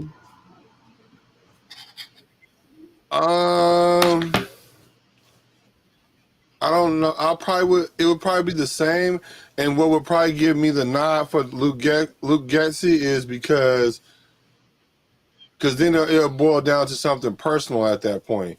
You know what I'm saying? Because then I don't like Chip Kelly because of what was going on in Philadelphia. Like a lot of people don't know, right? And I don't too much care for that because you can't just forget something like that. But whatever. So if all things being equal, I would go with Chip Kelly because he has the experience. You know what I'm saying? Because he has NFL experience. If I had to pick between them two, so I would go with Chip Kelly. Right on. Yeah, I definitely think he learned, or I'm hoping, you know what I mean. He damn well should have learned, from his past errors and things like that, right? But I just got a feeling, and it's just me here. I feel like he's gonna do great things. Him and Pete and Tom. It's gonna be a perfect harmony. But I definitely get what you're saying to where you want to see results first, which I totally understand. But like I said, like I was telling the fellas though, let him come out and the Raiders are 9-8 and they don't look like they look like they're progressing and all that. I'm gonna be like, okay, well, all right. You can walk around the facility unsupervised now. You can have unsupervised visit with my kids now, and then we'll see how he act after that. Yeah, because I don't trust him. There's also something to group dynamics, right? Where you're a coach on the team and everything. And Pete Carroll, I will just say that if the team isn't successful, it most likely will be because the offense wasn't great. And we have our sacrificial lamb already served up with an apple in his mouth. That's definitely true. That's exactly how it's going to come out. Yeah, that's exactly how it's going to come out. That's true Raider fashion. Yeah, that is true Raider fashion. I'm sorry. Yeah. That's it. I gotta what they say, chef kiss. Yeah, that's how that really play out. You just saw bait that thing. Yeah, you did. Yeah. I have a feeling that he's gonna come here. Right, he's gonna coach his heart out because I also think that ain't no Raider shit. I don't know what it is. Possibly think in the back of his head, like, all right, well, when Pete's done, do I get this job? Yeah, see. So that's a great motivator. So I don't really have a chance though. I don't see him like I don't want him to be our head coach after Pete goes, right? But I would love him as Well, why are we bringing him in? Because we didn't say he was going to be head coach. That's his own mental stuff that yeah. he may have But I'm going sure on. that's what he's thinking in the back of his head. Like, Of course, that's So what he's if I- thinking. Graham probably got a little something where he was like, "Listen, come on back Yeah. now." He should be happy that he didn't get fired amongst all this fuckery. Like for real though, it was a lot of whirlwinds that came through that shit and did not touch his house that easily could have knocked his shit off the foundation. For real, like Shout out to you talking about a survivor. Yeah, shout out to Edgar Bennett, who was the wide receiver coach through multiple administrations and may not be brought back this time. We'll see, but man, that dude's a survivor too. So Hey, so like V Beezy say, because I remember the last show we was talking about we want to see what the coaching staff look like. I know we got to see the roster, but how many wins do you think we have using just your gut with Pete Carroll's head coach, Chip Kelly as the OC, and PG Patrick Graham as the defensive coordinator? In your mind, what do you think is the bottom floor that the Raiders should anticipate in wins and losses? Well, that's a simple one for me, right? Because because it's going to be the same context as what I said last time. That it's going to be more wins than 4 games, and I really can't give you a true assessment of the wins and losses going forward until I see the absolute complete roster in its true form, right? But I will say that I guarantee you, and I promise you, just like our Black says, we will have more than 4 wins. You know, I guarantee that. But I will give you my true wins and losses once the roster and the final team is set, because I don't feel justified throwing out an answer like that until I could see it in its true form. that makes sense. Yeah, I'm going to be reckless. I'm going to be complete. No, that's the easy Yeah, I'm going to way be out. completely reckless. We're not losing double-digit games with Pete Carroll as head coach ever. There you go. Man, with all right, since don't nobody want to jump out the I window, said Pete no Carroll is the head double-digit coach. losses. Chip Kelly is a fucking offensive coordinator, which is a great hire according to y'all. And Patrick Graham that got our defense middle tier. So we should not lose no more. I mean, you should win 6 games or more coming out I'm the saying box. 8. Yeah, I really want to say 8. I just did. I really want to I say said it. 8. With my chest. Yeah, I really want to say. I really wanted to say 8. Yeah. And let's not forget that we got our ass handed to us by the Panthers last year. Ain't won a game. No, we So those if an old ass those games. salty nigga like Andy Dalton can whoop our ass and we never see another light of day, then this should be the great get back that we've been all looking for, right? Yeah, for sure. I think Right? I think honestly, if there's a whole bunch of ifs, right? That's if they bring back Spillane. That's if they bring That back sound Merritt. like you trying to have faith. There, Huh? there's That sound like faith talking to yeah. me. So, barring all of that, right? Retaining those guys off the defensive side, because we know the best side of the ball was our defense. I think, to be honest with you, I think we're close to 10 games. Well, the reason why I would say Even if our offense just does a little bit more than what they did with the defense that we had, I think we would have even would have got that this year. Health question, really? Yeah, if you stay healthy enough. yeah, the reason why I wouldn't say 8 wins is because I don't know who our quarterback or our running back is, but I know for sure that we should be able to get 6 wins regardless who them people are, because I know at minimum Pete Carroll gonna get a competent running back that's gonna be able to get through the season, or I mean like a running back room that's not gonna look nothing like this. Like in our quarterback situation gonna be a lot better, like different. And to what you're saying, like you talked about, them fixing the running back room. Just picture that. Say if we don't get a quarterback and we just got to run with the great Minshew and AOC, right? But we Yeah. all but the running game is better. Right. That's a different team. Just Then the we're gonna running win game more games alone. with Minshew. And the Like- defense stays healthy. Minshew can win us 6 games. Yeah. Y'all tripping on Minshew. Yeah. Minshew can legit win us 6 Yeah. games. AOC probably only got 6 wins in his whole career. Hey. Ain't no, hey, it's probably true. But Because I think he like 6 and 9. But yeah, like to that, like just like you were talking about the running game, just factor that and then think about how many games that just would have been for us if we didn't have the carousel to find out that Amir Abdullah was our best running back. Yeah. I don't know When you why say y'all that didn't know out that. loud, Y'all it was like, sounds even worse.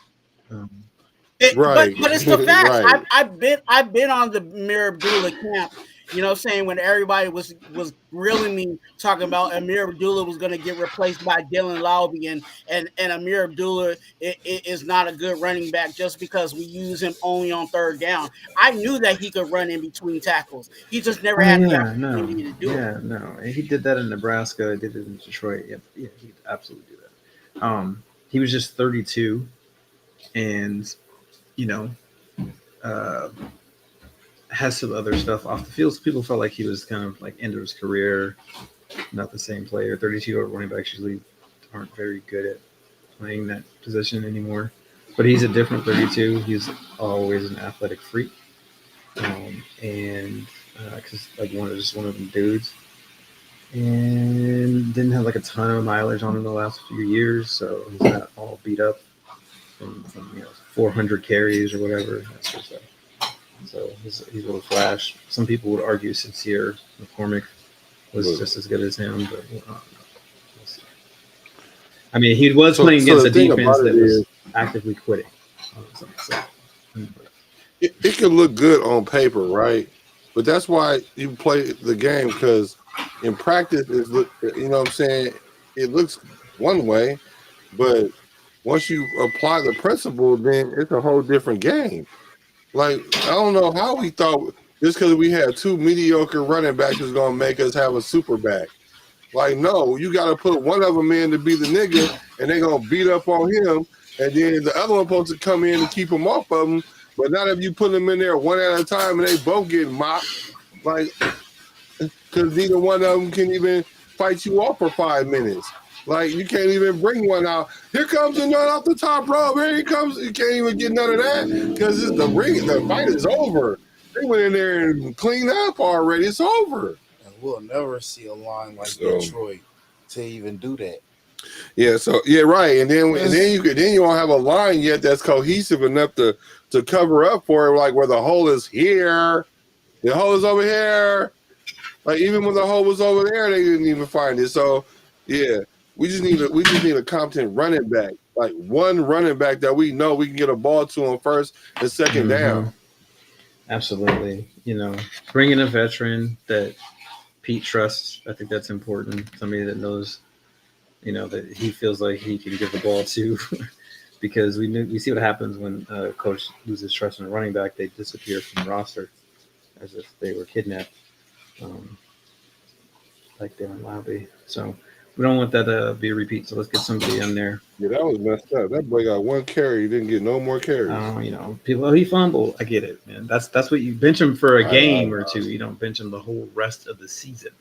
It's insane. The boy even got a kick return and didn't get his damn. You can miss me with Dylan Lowby. He had the same issue Amari Cooper had, the drops. Hey. He was not fumbling in college. He had fumble in the pros. Like people fumble. Man, come on, you can't get defined by one play.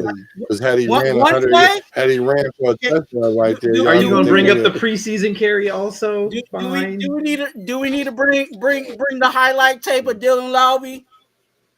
He had 2 carries and 2 fumbles. How many times the ball hit the ground? But then he had a kick return.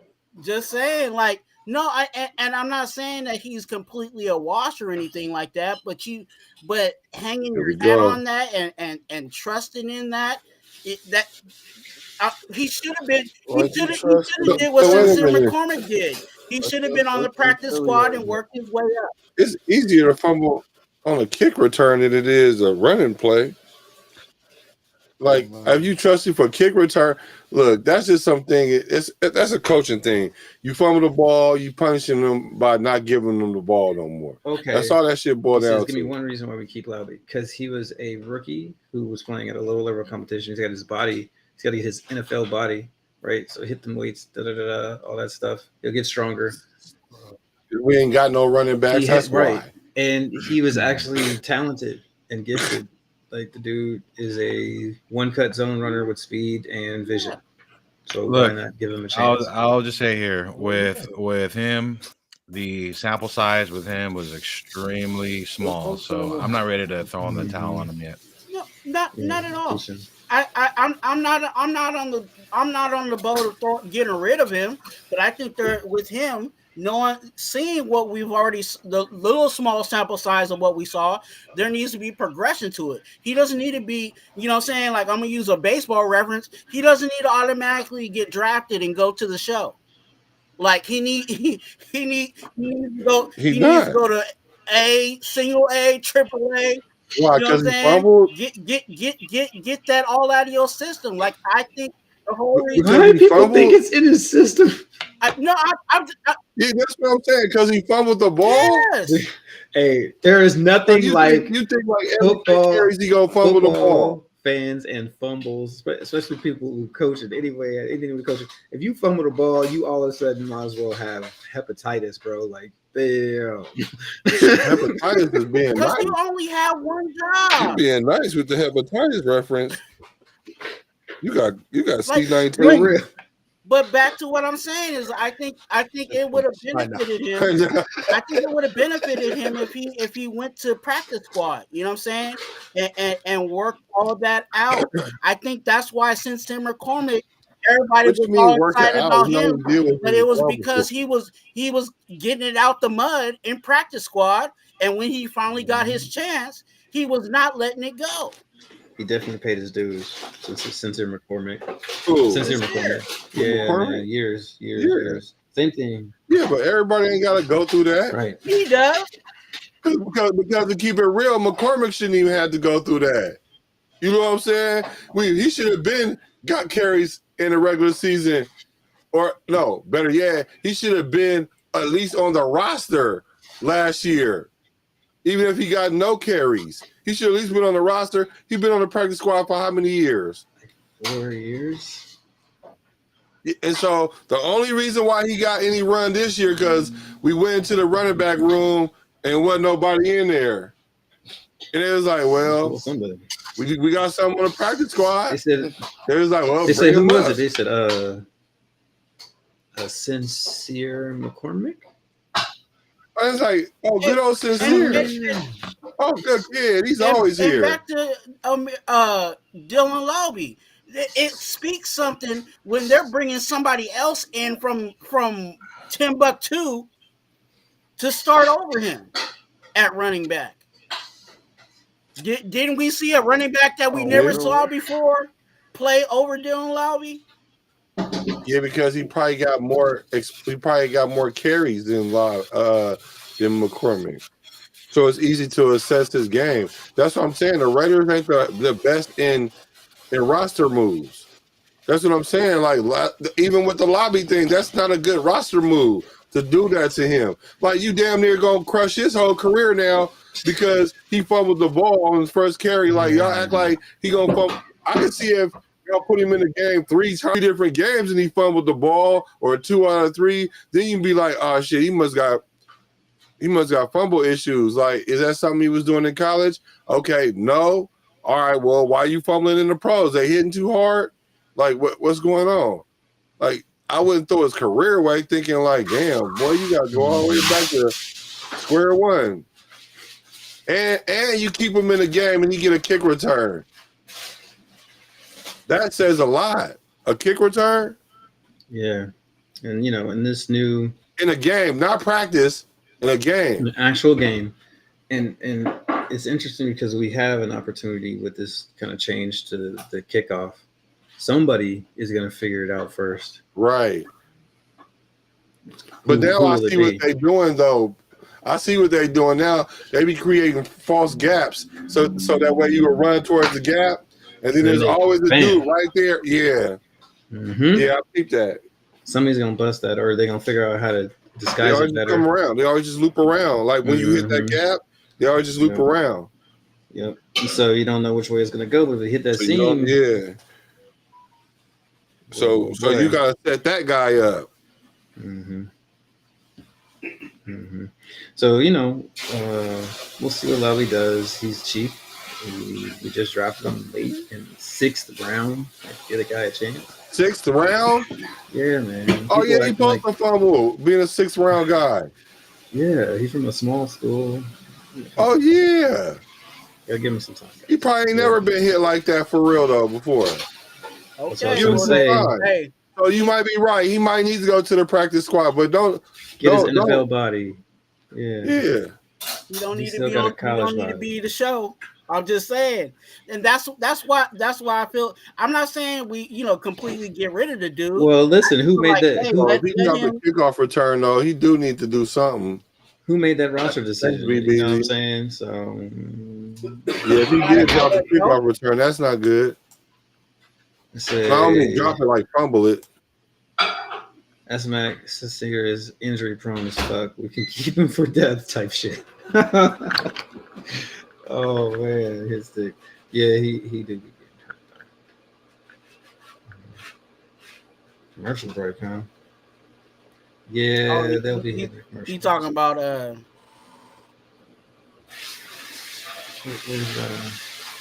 Where's Raph at? Raph in the chat. They need a commercial break, Raph. And that's what's going on with that. he said commercial break. Yeah, man. So what are we gonna do, man? We're gonna give him a chance, and we got the Lauby and the. Oh, he gonna get a whole Sincere lot of checks. McCormick and then whoever we bring over as a veteran, and then probably draft a back two, and then you got a rebuilt room. Andre Madison is gone. Dylan Lobby's gonna be at the bottom of the depth chart. What do we do with Zeus? Do we keep him and give him a chance? Do we cut him? Do we trade him? He's cheap labor, so you keep him until his contract is up. If he gets beat out in camp, then he gets beat out in camp. And do what with him? You already know he's gonna get beat out in camp. Like what we gonna do with him? You He's ain't really gonna get athletic, and maybe he'd be a great special teamer. Expensive ass special teamer. How much he made? Nah. How much he made? About fourth round pick, like a fourth round pick. I mean, rookie how much contract. he made? I don't know. What a It's fourth a round rookie pick? contract. Don't Zeus, matter what it is. Zeus on a rookie Yeah. contract? Yes. Oh, just let him have a number then. It's good. Yeah. Yeah, exactly. And let me say this, Raider Nation. Our Yeah, team he ain't that good that we can just get rid of players. We don't have that. We don't have that depth yet. We haven't drafted that well to say, oh yeah, just get rid of Zeus and not have anything to go with that. Barely go. So if he's under a rookie contract, which is very cheap, again, there goes my word, cheap labor. If he doesn't get beat out, you know what I'm saying, number wise, if he doesn't become that fifth running back, and we need that fifth running back to turn into a wide receiver just for things, and then we got to let him go. That's the only way that I'm letting go of Zeus. Oh, we got 5 running backs. No, I'm not. I'm just throwing numbers, but I'm saying if you're trying to get 53, right, and then you start looking at the roster and it's like, hey, we might need an extra D lineman, or we might need an extra offensive lineman.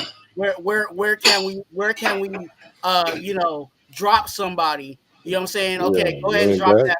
Go ahead and drop that fifth running back. Who's that fifth running back? Oh, it's Zeus. Okay, you gotta go.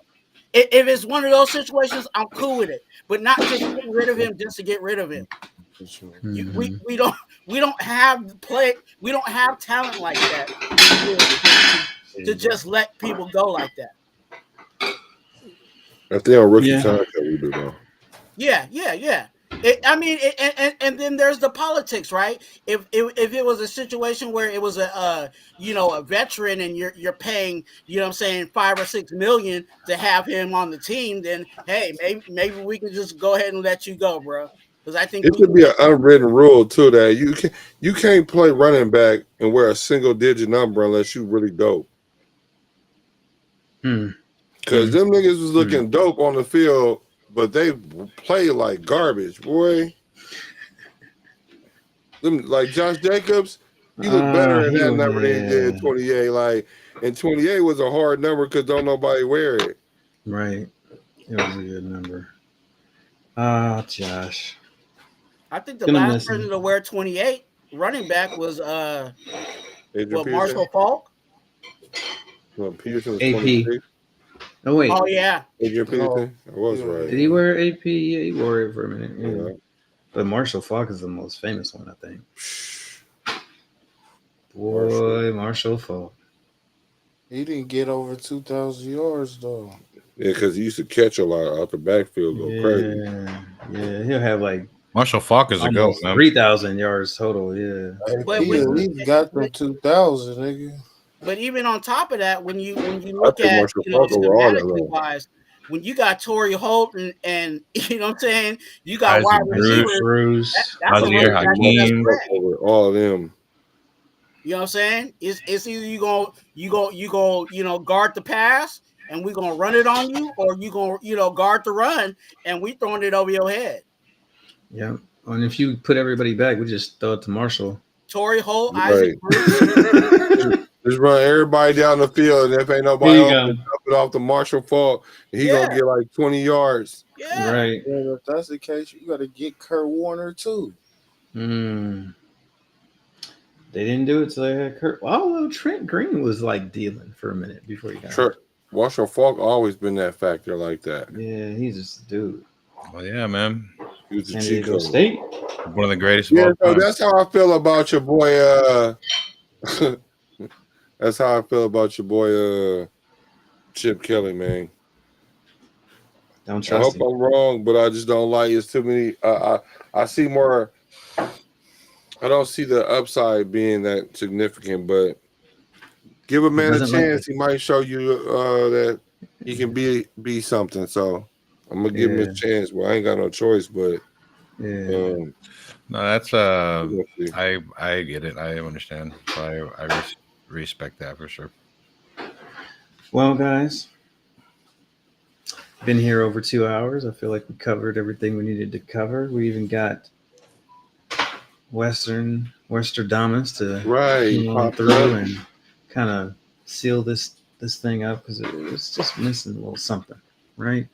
And it was I think it was the braggadociousness of someone who's been correct so often.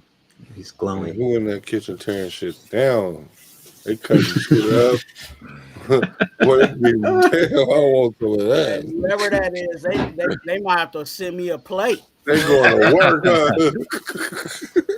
Hey, they doing it moving too. I hear him.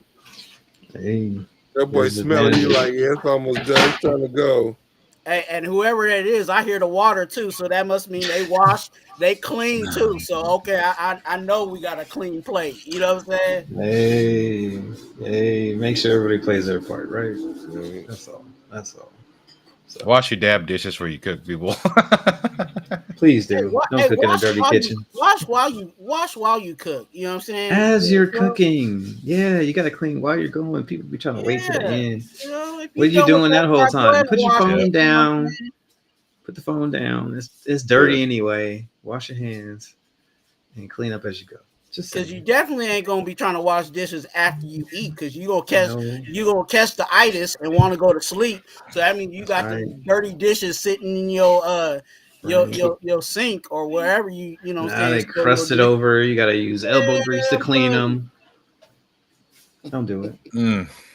They shouldn't be in your sink anyway. Keep your sink clear. Goddamn it. The key to a clean kitchen is a clear sink. A clear sink is a happy sink. That's right. So I think we did it, guys. So any last thoughts besides how to keep your kitchens clean? Because I know that's what everyone wants to know. Okay. Hey, we giving out this Raider game. You know what I'm saying? We also giving you some, life lessons. If you didn't like what we said about the Raiders, you could take whatever we said and go home and run with it. All right. If you want some real life lessons, then you could come on down and either hit the water park after dark with me and Black, or one Water of the park master after dark. classes we Make have sure you coming. got your wristband. Adults only. Do you feel Adults me? only. Yeah, that's right. You must be this old to ride this ride. We gotta be this old. Mhm. But it's good stuff. Check it out It'd be easy to Wednesday tell you night. about it. Yeah, Wednesday night. Come on through. Let's see. I want to thank you guys for getting some of these likes up. It looks like we got a little more on the likes, up to like 20 something, 30 something. Keep it going, y'all. We could take it Oh more. yeah, Take come some on. more. Take some more before we get on out. And you can always like it Yeah, as hit long as it's that here. like button, sub to the channel. Yeah, You know, it's let's free. get It doesn't get cost the subs. anything at Yeah, all. nothing. We're I not gonna made it say, free. the things that you want to hear. We're gonna tell you what we feel, and if you can't handle the reasoning, then I'm gonna give you some more seasoning. I So heard that. I heard that. And he can talk like that because he's been right so often. Maybe you should just pay attention. Yeah, I don't know about this one though. he's all, I don't know about this one. You have been right. And I ain't know gonna about this lie. Hey, stay tuned, and time will tell. you've been right. You was right about the Pete Carroll shit already, so I'm just going. You get at least like a whole football season worth of flowers for that, because you came out of left field with that one. To me, it was left field. Thank you. Yeah, I got a lot of hate for it, but damn, do I feel good I sitting on top wasn't of that hating. I throne was right just now? like, how the fuck you come up with that? That's why I was like, where you hear that at? That's why I asked you that. Like, where you hear that at? Because I Yeah, was like, what made you think Pete Carroll even want to coach? he has something to prove, and he just loves the game so much, and I think he Right. wants to ride out in the sunset on his own terms, and I'm just expecting great things this is a Yeah, I season, ain't and I mad at can't him. wait until we finally get our true roster and all that set, so that way I can give you guys These an mother- honest wins losses going forward. Raiders like Pete Carroll. Yeah. Shout out to old Blackie, school. old school. What's up, Marshawn? Nah, man. Like, I feel kind of blessed to have lived up in Seattle for the years that I did. I have a very clear idea who Pete Carroll is, the system that he likes to run, how he coaches, just kind of like the feel of it from being in that city and watching him do that, right? And so, yeah, I mean, I have a good feeling about it. Absolutely. You guys know how I feel. I think the more interesting thing is the fact that he is open to change, right? Most people who are 73 are going to do it their way, and it's just going to be what it is. This man is very pliable. What do you mean, no? Exactly. He's bringing in people he don't know, which is, it's a lot for somebody Fucking me 73. And so shout out to him for I don't know, just like standing in the face of this ageism shit. right. Right? Like, I'm 73, I don't give a shit. Right? Hey, you know what he said? He said, I don't like that number 73 on my back. I don't like wearing that number. Hey, that was hella funny when he said that. Yeah, He's like, I bro. don't like that. Yeah. Like, but what the fuck they gotta do with this? I piss vinegar, motherfucker. I'll kick your ass.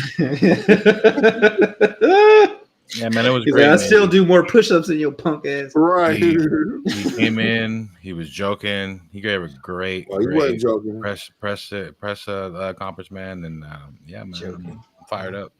That nigga was serious when he said that. He was like, I don't like wearing that number 73 on my back. Yeah, man. I think He was with in his face. what we have on this team, we have every right to feel like there's something moving in the right direction. And it's okay to feel that way. because you know what? How many chances do you get? You might as well just take it. Don't you Yeah. think so? I was the first one to ask about him being his age. Remember, I was the 1st one to ask, but I wasn't concerned to the level of like him like being geriatric or something. Like he gonna go in there and forget the plays or something. No, I was just saying like, what's our long term strategy? Because Right. if you're going with a coach that's older like that, you must have a plan. Unless you're trying to win right now. He apparently believes this team can win right now. Well, And the thing is, they're ahead of where Seattle was when he took over. If they are able to get the quarterback that he wants, or even just Russell Wilson, they are light years ahead of that and could immediately go to the playoffs. yeah, I'm absolutely confident, and it clearly shows with the moves that we've been doing so far that it's clearly a win now. It's not a complete total rebuild like a lot of people think it is. If we get Russell Wilson, we better win right now. He played in this division already, so Yeah, Absolutely. There's a lot of names being thrown out there, right? But it's rumor season, so nobody truly knows, you know, And who that person may be. and even with that, you know what I'm saying, even with the quarterback, there needs to be, just like we're talking about the head coach, there needs to be a succession plan. There needs to be, and there has to be a succession plan. Why?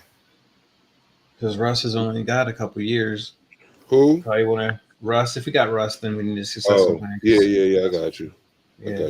I got what you're saying. So yeah, let's wrap it up. I got places to go, people to talk to. True.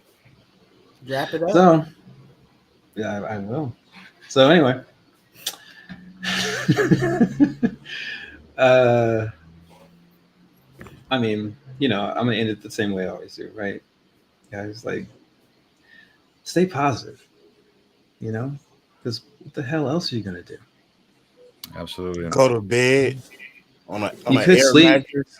You could sleep on an air mattress, but then you should still stay positive. It'll change. It'll grow.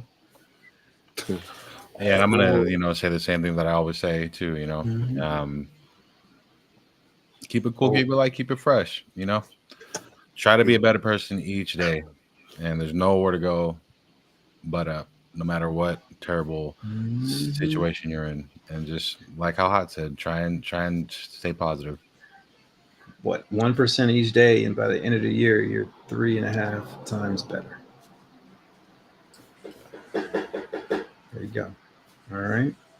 So that's what we want to do. Keep it that way, and you know, also read in between the lines, guys, because that's where it's at, right? And lastly, stay hot. Good night now.